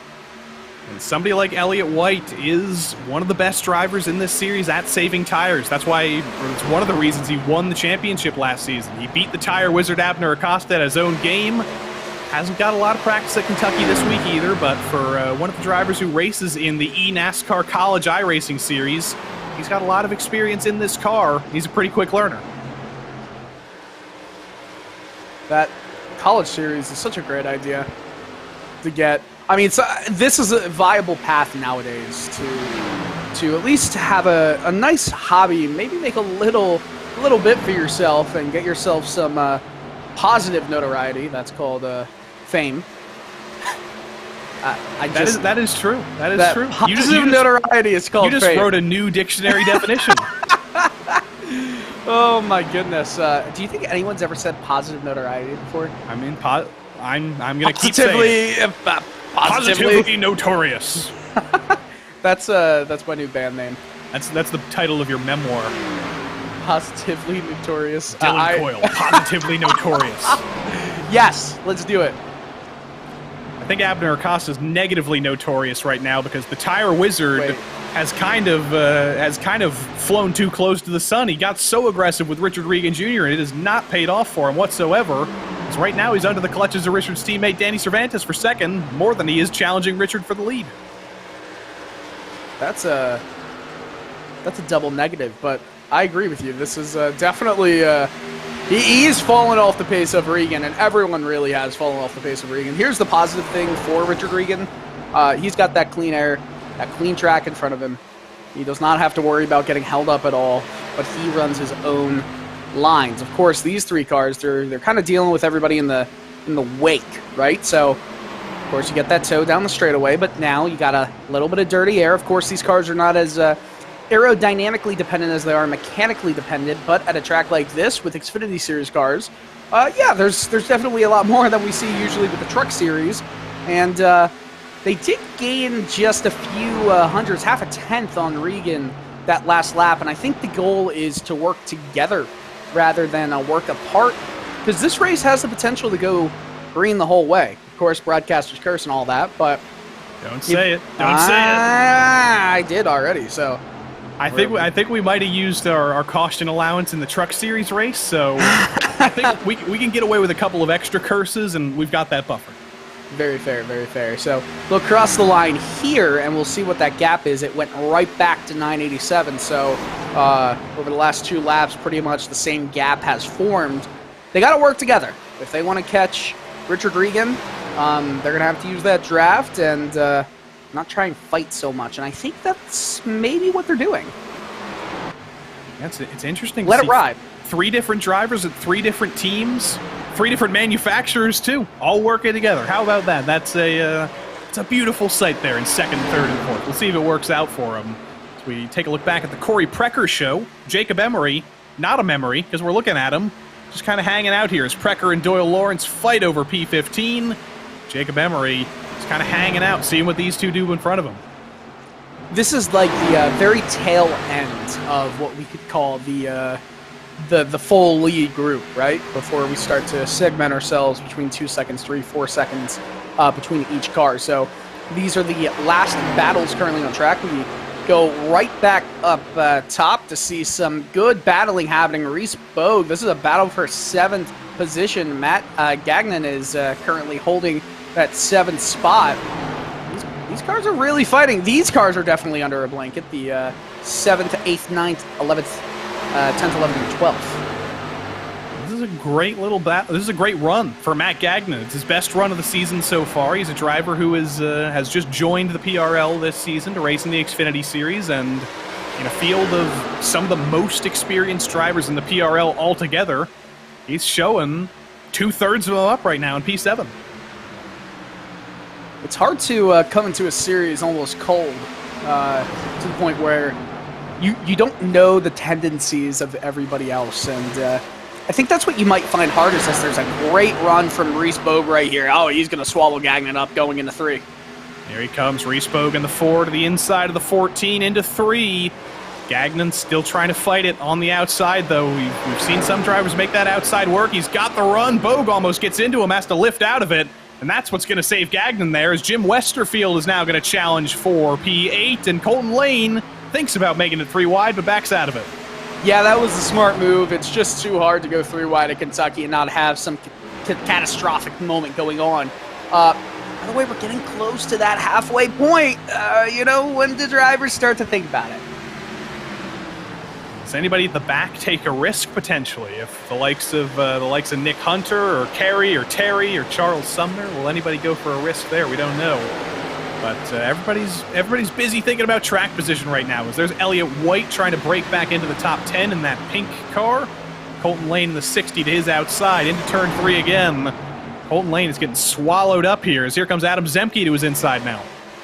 If I'm a driver like Kerry Graves or Terry Radford in their positions, I would stay out the longest I possibly can. Because your best bet of getting some really positive positioning is hoping that other drivers go in at the halfway point and you gain that lap over them potentially, and then the yellow flag comes out, and then you have basically a free pit stop on the lead lap. Everybody else has to wave around.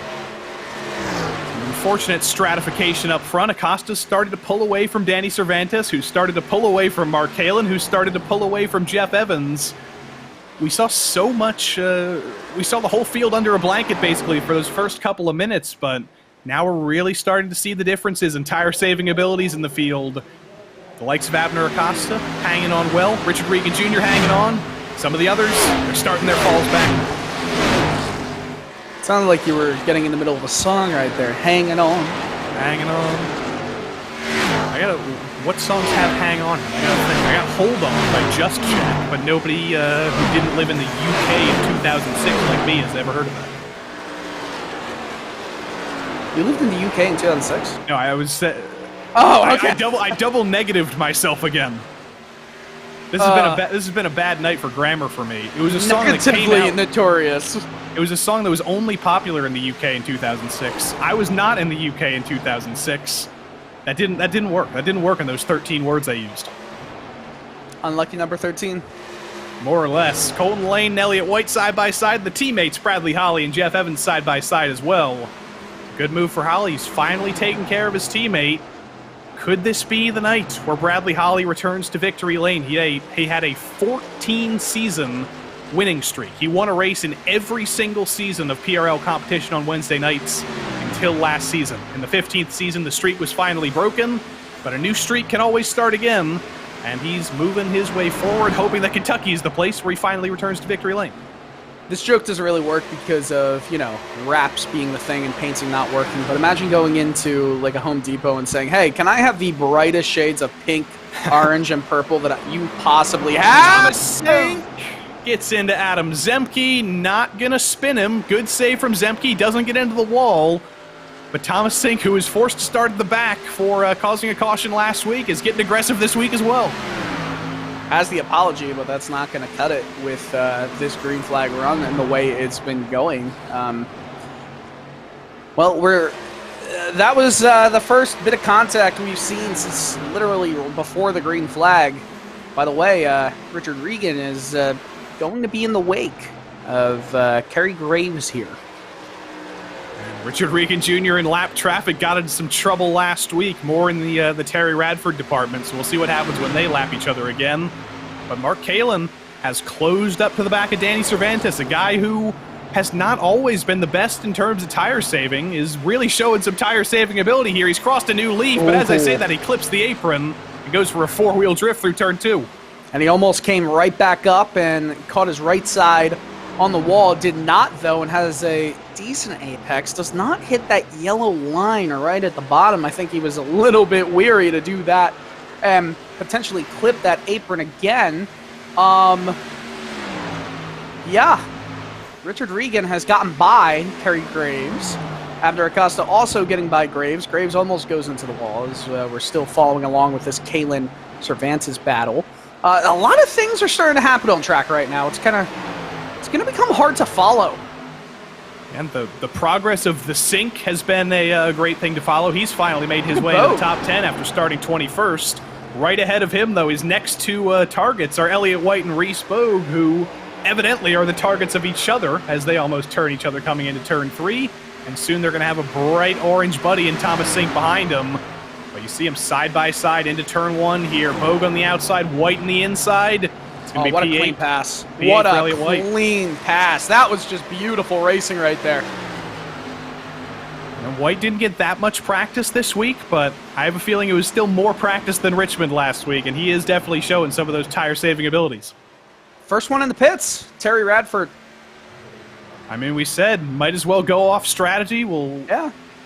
He'll likely take over the race lead, but by the time everybody pits, he will very quickly lose the race lead. And actually, he won't take the race lead because Colton Lane has decided to come in early as well. He's going for the alternate switch. How in the world would he take the race lead?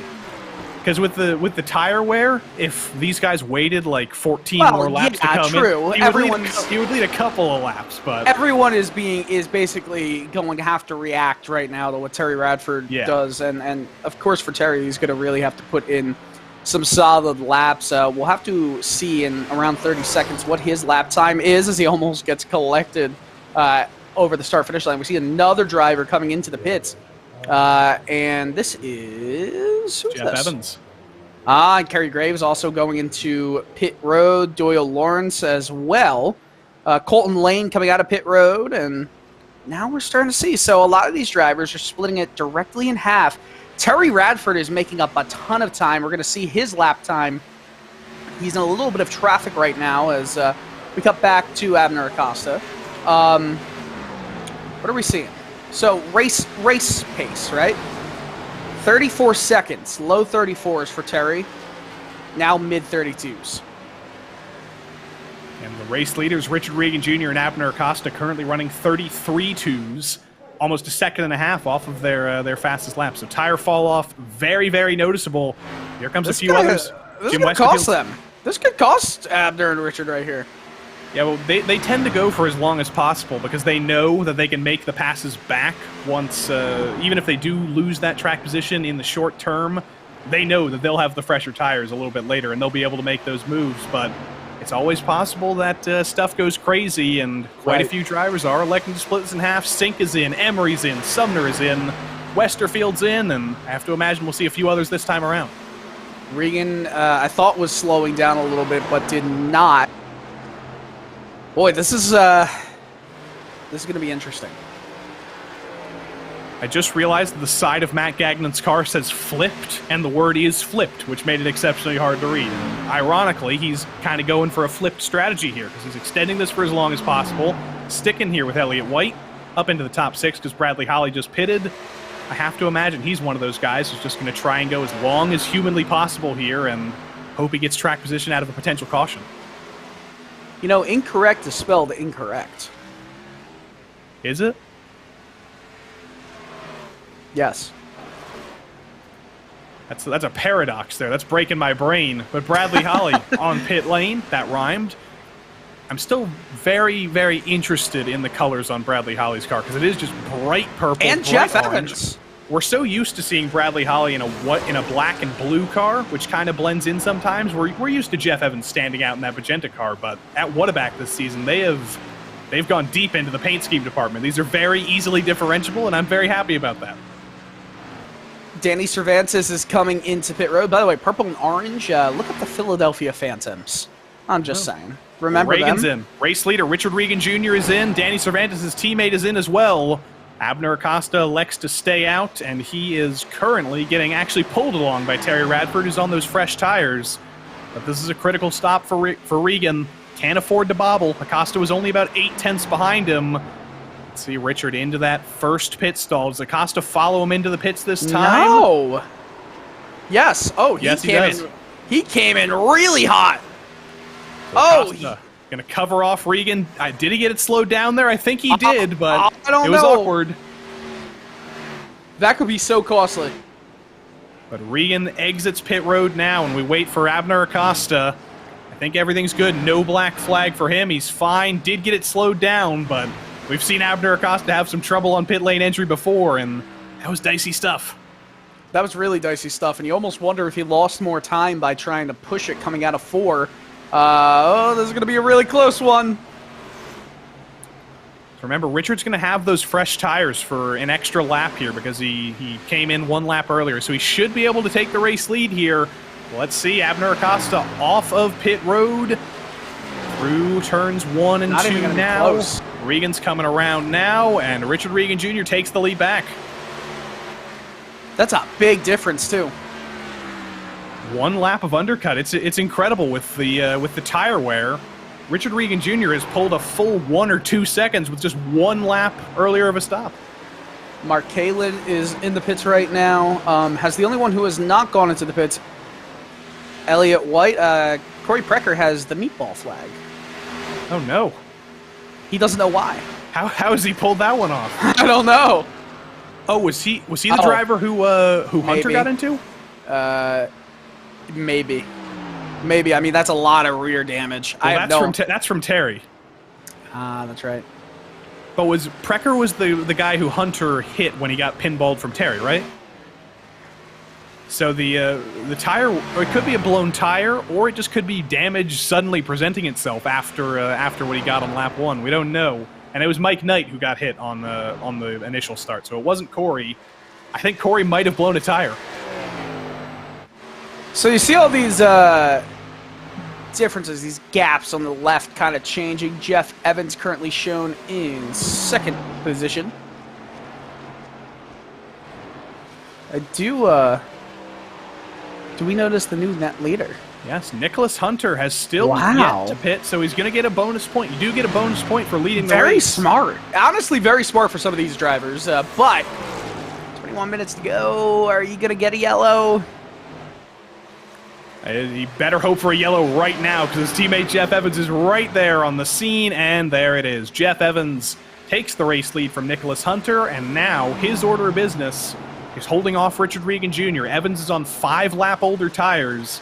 So the undercut did work for track position, but those tires are going to fall off much, much earlier, 5 laps earlier to be specific. I don't know. I was like not believing my own eyes that Jeff Evans really was able to get that much speed, and that's why I was like, it looks like Jeff Evans is the net leader right there. I mean, we saw if you're looking at the leaderboard, you see the blue, right? That's Jeff Evans right now. Wow. Richard Regan's right there though. This could be good for Abner Acosta, though, because if Regan spends quite a large amount of time trying to pass Evans, if he gets held up for a couple moments here before he does eventually take the lead, that's exactly what Abner Acosta wants. But right now, with those even just 5-lap fresher tires, Richard Regan Jr. is flying, and Evans isn't even going to contest this. Into turn 1, Evans all the way up to the top, and Richard Regan Jr. blows by him to take the race lead back. For any NASCAR Cup Series fans who noticed what happened with Martin Truex Jr. this weekend on Sunday at Richmond, I mean, Joey, you know what I'm talking about? The tires. Remind me. So with the final restart, it was like I believe it was like 15 laps to go. Now I remember. Yeah. So Truex Jr. his crew sent him out with. They didn't tell him that it wasn't sticker tires. It was scuff tires, 6-lap-old scuff tires, and he dropped like a rock. And there was a big radio discussion going on between he and his crew chief Jim Small about like, you know, why didn't you tell me that? For anyone who's wondering what 6-lap differences in tires can do, you just saw it right there. That's how important sticker tires are versus like 6-lap-old tires, even at 2 completely different tracks. The speed difference can still be remarkable. And Colton Lane right now, he's I love that scheme he's got. That it's very much influenced by none other than Mark Martin. He's been running that scheme for many, many seasons. It's done him very, very well. And again, it's easy. It's easy for us in the booth because it's the same every season. We always know what Colton Lane looks like. We never have to learn, and that makes our lives a lot easier here. But Abner Acosta gets by Jeff Evans. 2 more very, very familiar paint schemes, very easily differentiable with those bright colors, and the mustard yellow of Abner Acosta has beaten the dragon fruit pink of Jeff Evans. Well, Abner, remember, also has 2 or 3-lap fresher tires, which is definitely more marginal, but it will still make a difference. Last time that they crossed the start-finish line, it was a 1.325 second difference. Of course, Acosta just passed Evans, so he lost almost a tenth of a second there. But Terry Radford now going officially a lap down under all the same strategy. He is in between Regan and Acosta. Acosta's going to get a little bit of a pole here. We are riding on board with Bradley Holly in the 184 machine, currently a second and a half off of Jeff Evans, who is struggling just a little bit. And Jim Westerfield going really high up the track in 3 and 4. This is where the cluster of cars really are. It's that battle between 6th all the way to 10th. And Mark Kalin, remember, he waited basically longer than anybody. Got a couple of laps in the lead.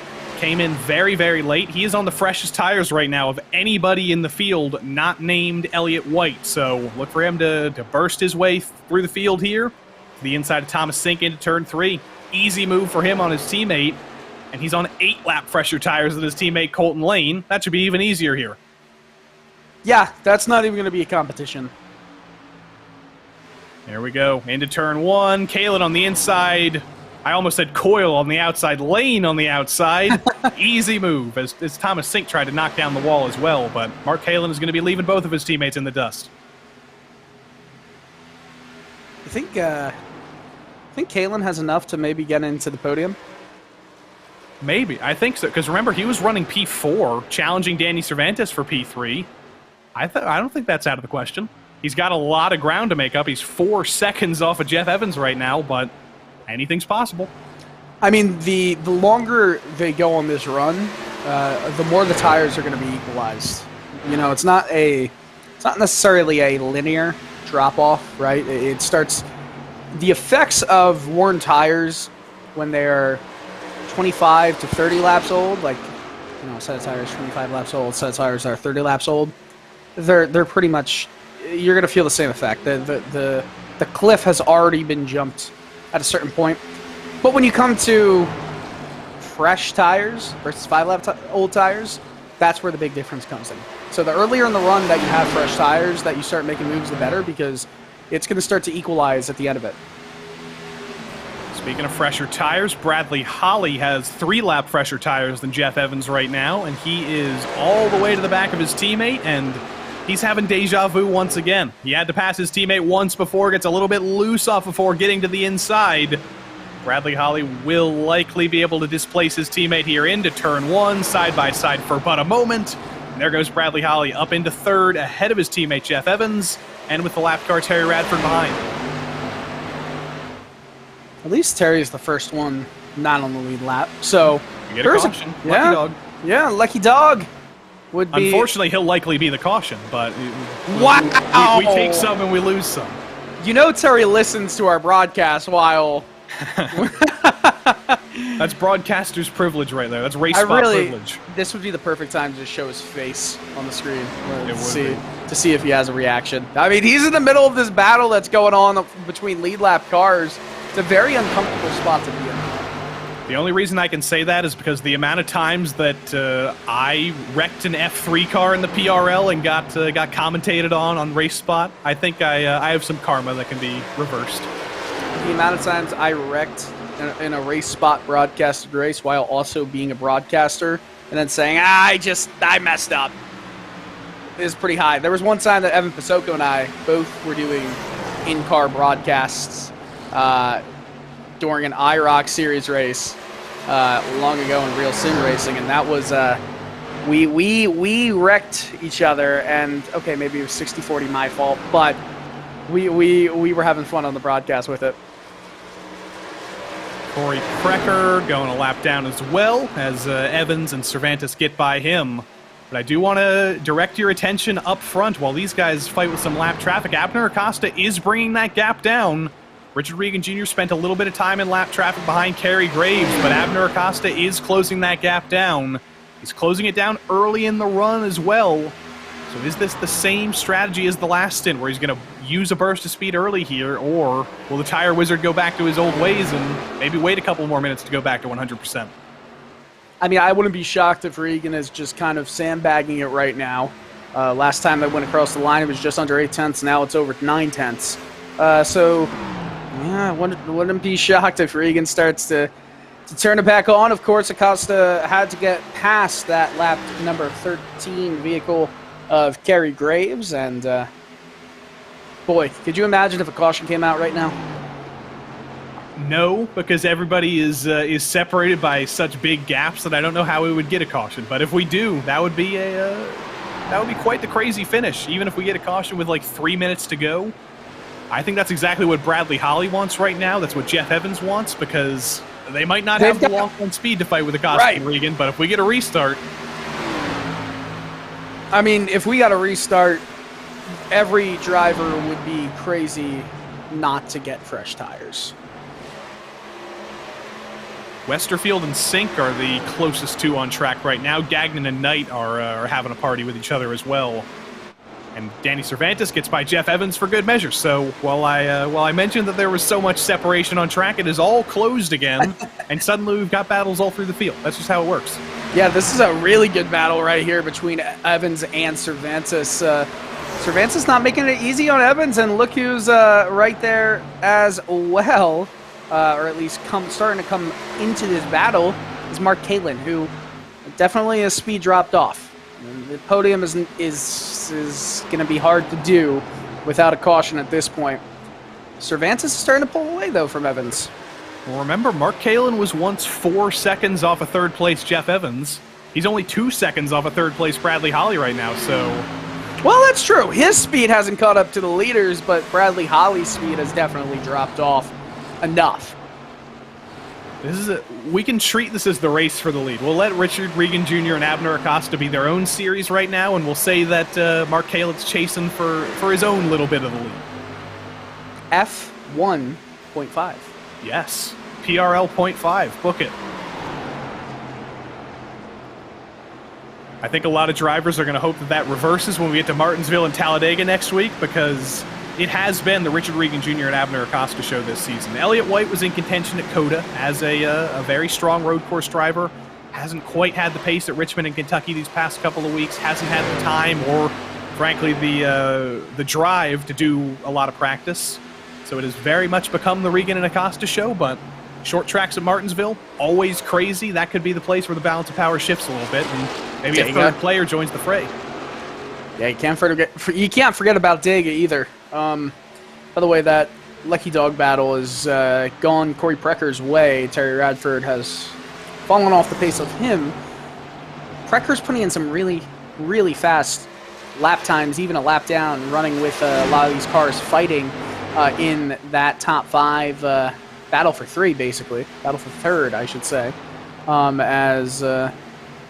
We're still seeing some really fresh battles. Mark Kalin has closed in to Jeff Evans big time. Yeah, and that was Corey Precker, who we just passed the lapped car, so lap traffic out of the way. You just barely saw it in the back of your screen there. And now it will be Mark Kalin versus Jeff Evans. You see the highlighter yellow and blue car for Mark Kalin, kind of Swedish fish energy back there. And Jeff Evans in that bright magenta car. I don't know what candy that would be. Maybe what's magenta in the candy world? Like a Skittle? A sweet tart? Do they have a pink one? A pink Starburst? I'd say a pink Starburst. What are those candies that come in those small wrappers that they're like powder? Pez? No. They're similar to Pez. They're powder. You mean like, are they like pressed powder, or is it like sherbet? Like you eat it and it almost turns into, it's like solid and it turns into like finely ground powder. It's like Necco wafers? I'll think of it. All right, welcome to Candy Diagnosis here, everybody. What is Dylan talking about? Put your guesses in the chat. Smarties? Yes! I love Smarties. Then why didn't you say it? Because I didn't think of them. Because they're not bright magenta. They're very pastel colors. They're very pastel, I know. Which is. But here comes Mark Kalin. P5, easy move. It's giving Swedish fish, and it's giving P5. Now, Danny Cervantes' car, that looks like the white Smartie, so I can believe that one. You know those Swedish fish flavors that have like, or the type that have the different, like, sea animals? I don't like those. I only like the classic. Me neither. Yeah, it's only classic. Why mess with the classic? You know, that's what I'd say. You know what's really satisfying? The last time that Acosta and Regan crossed the line, 1 second flat between them. I hope it's less than that. I would hope it would be 1/10 flat between them, but hopefully in about 7 minutes' time that'll decrease a little bit. It was starting to decrease before Regan and Acosta came in, so I think Acosta still has the advantage over the long run, but does he have enough time to catch back up? I don't think so anymore. I think they've equalized each other at this moment. Yeah. I think that advantage that Acosta had is gone. I was just trying to think of an equalized candy there. Mike and Ike, now and later. There was something there. Left and right Twix. Left and right Twix. Yeah, they've equalized like all of that. Isn't there a show called The Equalizer? Maybe. That sounds like some kind of show on ABC that nobody watches. Yes, I think so. Wait a second, I gotta look this up. CBS, same thing. Oh, same thing. Queen Latifah plays an enigmatic figure who uses her extensive skills to help those with, and I'm not reading the rest of that. There's just... Oh! I saw some smoke. I thought something was happening. I don't think we got a caution. Unfortunately, I think that was just somebody ripping the wall a little bit too hard.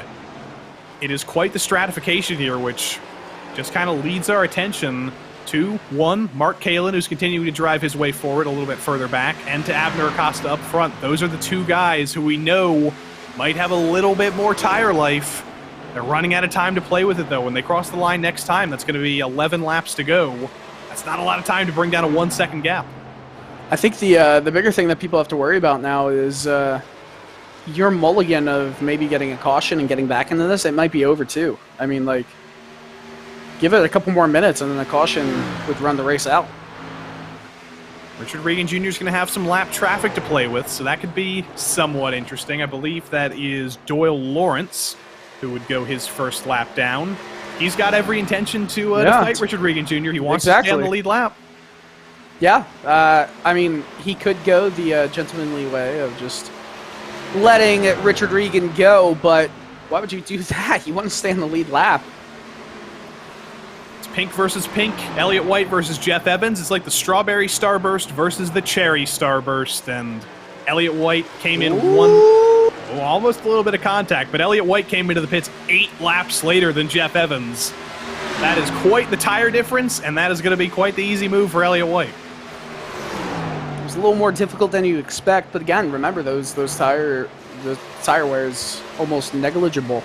What it's actually turning out to be. By the way, Doyle Lawrence just moved out of the way, so not fighting to stay on the lead lap there. He doesn't want to get too involved in this battle when a yellow almost means nothing at this point. Is telling everyone to pretty much just to go high. Abner is going to go down low.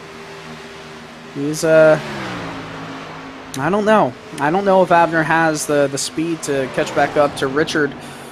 So we're seeing some gaps obviously have developed between the whole field.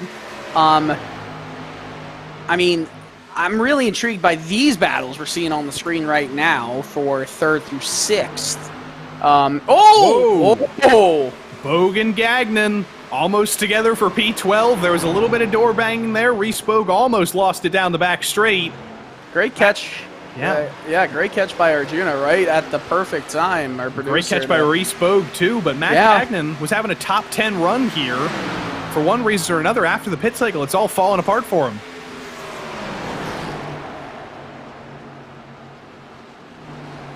But he might get Adam Zemke here for P11. It's entirely possible. Off of turn 2 this time. It's a good run from Gagnon. He's going to have to use these running out of time.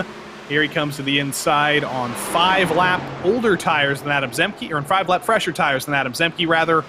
Gets to the inside through 3 and 4, but Zemke loves that top, and he's making it work. Yeah, he's doing a really good job, and of course this is for a this isn't for a top 10 position. It's right outside the top 10. Speaking about top 10, how about Thomas Sink going from a dead last in this race, not even setting a qualifying time, into the top 10 in the 10th? And he's going to be able to qualify next week. So he's served his penalty. He's off probation, and he gets to qualify next week. So good for him. As here comes Gagnon again through 3 and 4. Zemke might like the top, but got a little bit too high there. Gagnon through. Now Reese Bogue joins the Adam Zemke party for P12. And Mark Kalin has caught Danny Cervantes for P4. We are at the point where if the yellow came out, that's the race. So it's between Acosta and Regan. If Regan holds that, I mean, they're matching each other pace for pace. And of course, look at Elliott White. He is sending it. He can easily get a top 3 position here. And he's on fresher tires than all these guys. It's only 1 lap fresher than Mark Kalin, but still, that's 1 lap fresher tires that could do him some good here. Cervantes blocked all the way to the bottom. Kalin tries to get to the inside, but Danny Cervantes making that Supra as wide as possible. And here comes White. Did you see that? White was definitely blocked by Kalin. Has to check up. Oh, we're getting to the spicy point of the race. 2 minutes and change to go. This is making Bradley Holly very, very happy because his 3rd place looks to be solidified. But Danny Cervantes, Mark Kalin, and Elliott White continue to battle for P4 as they cross the line. Cervantes all the way down to the bottom, blocks as low as humanly possible. Mark Kalin to the outside through 1 and 2, trying to build up some momentum, and the switchback is going to work for him. He's getting some help from White. White almost having that bubble of air push him forward. And they're going to be 3 wide almost as a block comes down from Mark Kalin to stop Elliott White's move. And they again might be 3 wide on the exit of 4. There we go. Kalin said, you know what, Elliott White, I'm not letting you in here, but there's nothing he can do here. Cervantes on the outside tries to hang on. Kalin almost gets into the back of him. Down the start, finish straight. Danny Cervantes gets to the bottom somehow again. White tries to peek to the inside of the number White's 25. He's got him. Cervantes is high. Elliott White gets to the inside, but Kalin's still there as well. I think White has got this in the bag as long as he's able to make this move work down low. You know, Cervantes is definitely hanging in there better than I expected him to be able to. But I still think this is White's position to lose at this point. Gonna have the inside into turn 1 here, and just like the final track of the 1986 Electric Light Orchestra album, Balance of Power, Elliott White says, send it. Where did that come from? Nowhere. Oh dear, as Mark Kalin and Danny Cervantes again just blocking each other as deep as they can go down the back straight. Mark Kalin finally makes it work. No, he doesn't. Slides up. Cervantes is gonna hang on. But up front, Richard Regan Jr. is in a race against the clock as they continue to fight over P5. Will Richard Regan Jr. take the checkered flag, or will he take the white flag here? It's a matter of seconds, but either way, he has a comfortable lead over Abner Acosta off of turns 3 and 4 for the 56th time in his PRL career. Richard Regan Jr. will take the checkered flag first and tie Abner Acosta as the second winningest driver in PRL history.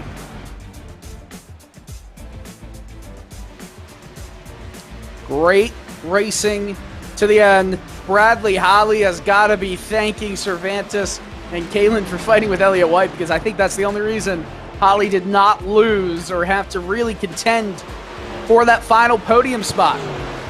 And just like the 1989 studio album Stormfront by Billy Joel, we might not have started the fire, but I'll tell you what, there was a fire brewing at the end there.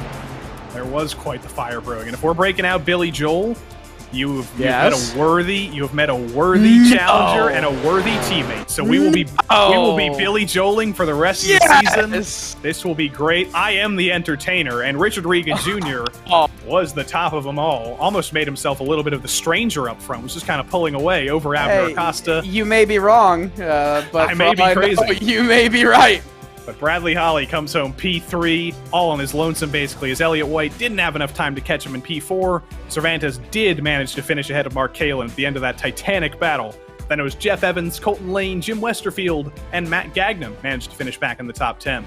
Thomas Sink from the back to 11th, Reese Bogue, Adam Zemke, Mike Knight, Jacob Emery, and Charles Sumner rounded out the lead lap finishers. Mike Knight, by the way, after getting spun by a Nicholas Hunter who got punted by Terry Radford on the initial start, still managed to finish on the lead lap, so quite an accomplishment there. Doyle Lawrence, Corey Precker, Nicholas Hunter, and Terry Radford all went 1 lap down each, and poor old Kerry Graves ended up 5 laps down at the end of it all. But that was a long green flag run there, Dylan. 50 laps, no cautions. The only incident was at the initial start. Other than that, another great race from these Xfinity Series drivers.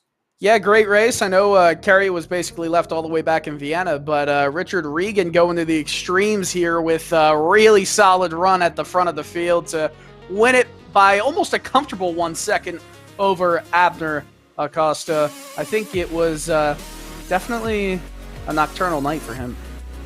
I'm gonna save some of my Billy Joels for next week. I can't use them all up this week, but we are still waiting for our race winner, Richard Regan Jr.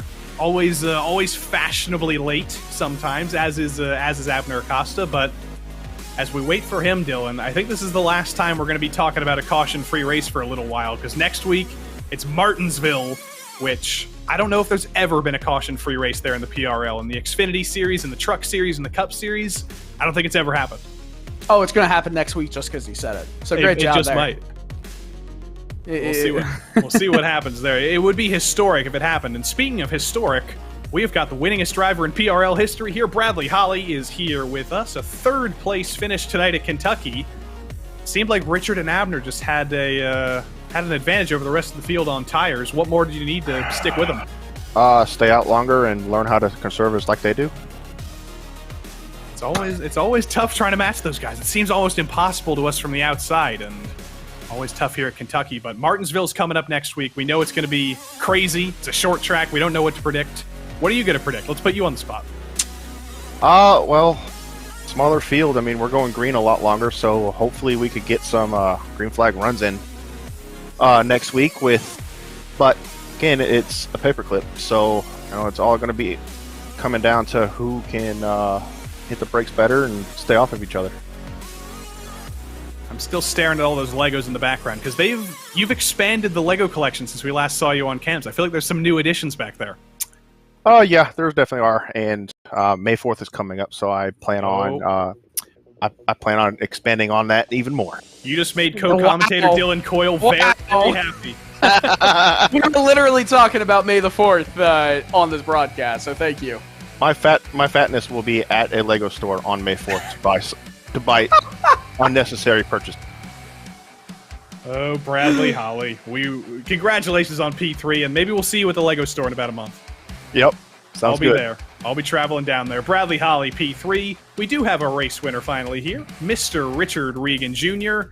You were Richmond Regan Jr. last week. Kentucky Regan Jr. doesn't have quite the same ring to it, but dominant all the same. Yeah, definitely feels good to be back on top here, and hopefully we can keep it rolling throughout the season. So this does tie you now with Abner for second winningest in PRL history. You're moving on up in the polls as well. Some big numbers. Martinsville and Talladega, though, going to be very, very unpredictable, we'll say the least there. How do you think the next 2 weeks are going to go, and how can you keep up this championship run? Yeah, I think, what is it, my 56th win? So that's nice to have my car number. The car number. Yep. Martinsville's my favorite track. I'm really fast there, so I'm actually really looking forward to next week. Hopefully we can have a green flag run there. And then Talladega, I'm pretty strong at the plate tracks too, so yeah, I'm hoping to keep it going. Well, congrats on the 56th win here. Going to get my numbers correct, and one for the history books. Richard Regan Jr., victorious here tonight, and I'll let you thank your sponsors as well. I just remembered. Yeah, thank you. I gotta thank Neonism Paints. You need a paint, go to facebook.com/neonism. Multiple Sclerosis Society, Mission 22, I said this last week, but 22 veterans on average a day commit suicide, so we got to raise awareness for them and give them the health care that they deserve and the respect that they deserve for putting their lives on the line for this country. Everyone at Regenboog Motorsports, everybody at Dirty South Racing, you guys at RaceSpot, and everyone at PRL. Richard Regan Jr. victorious for the 56th time. And last but not least, it's our second place finisher, Abner Acosta, who gets to close it out with Dylan. Abner, it felt like that last 15-minute stretch, you just couldn't gain ground because you were running the exact same lap times as the eventual winner. So I got to know, was it a little bit frustrating just not seeing that deficit, that gap go down at all? Yeah, I mean, I don't know if it's dirty air or what. I just couldn't get 3 and 4 down. Like my car, I couldn't just keep my car down. Try to pull back on the brake pads and everything, but just couldn't get it down. And in my first stint, I was pretty bad on my tires. So I'm sure on my second one, I was pretty bad on them too, on my right front. I know my first stint it was like 48% or something, which is pretty bad. So I was definitely not doing something right. Definitely gotta find what it is. Maybe too much DT3 practice has been messing me up out of that. So. Fair enough. Was it always in the cards to try the overcuts? No. I felt like he was gonna maybe stretch it more to the end. I thought about the undercut, but I honestly was gonna pit at the same time he pit it, but did not expect him to pit at that time, so it kind of caught me off guard. So I just had a decision to either pit or do a couple more laps, so I just decided to just pit right away. Fair enough. Well, congrats on the second place finish. This is going to be a fun championship battle throughout the rest of the year. Joey, this was a fun one. It is. Save your voice, Dylan. Don't say a single word for the next 6 days and about 22 hours, because we're going to need to save it for Martinsville next week. It is going to be double the crazy for the trucks and the Xfinity. But that's about it for us here from Kentucky tonight. Yeah, what more can I say? A caution-filled race at Gateway, a caution-free race at Kentucky. Everything equals itself out, doesn't it? Yeah, it's going to be a little bit hectic. A lot of fun. All right, but we will see you at Martinsville next week for both of these series, and we'll see you tomorrow night for even more PRL action with the F3 series here on RaceSpotTV. But for now, I've been Joey Tebben, Dylan Coyle has been Dylan Coyle, and our producer has been Arjuna Kankapati. Till we see you next time, so long.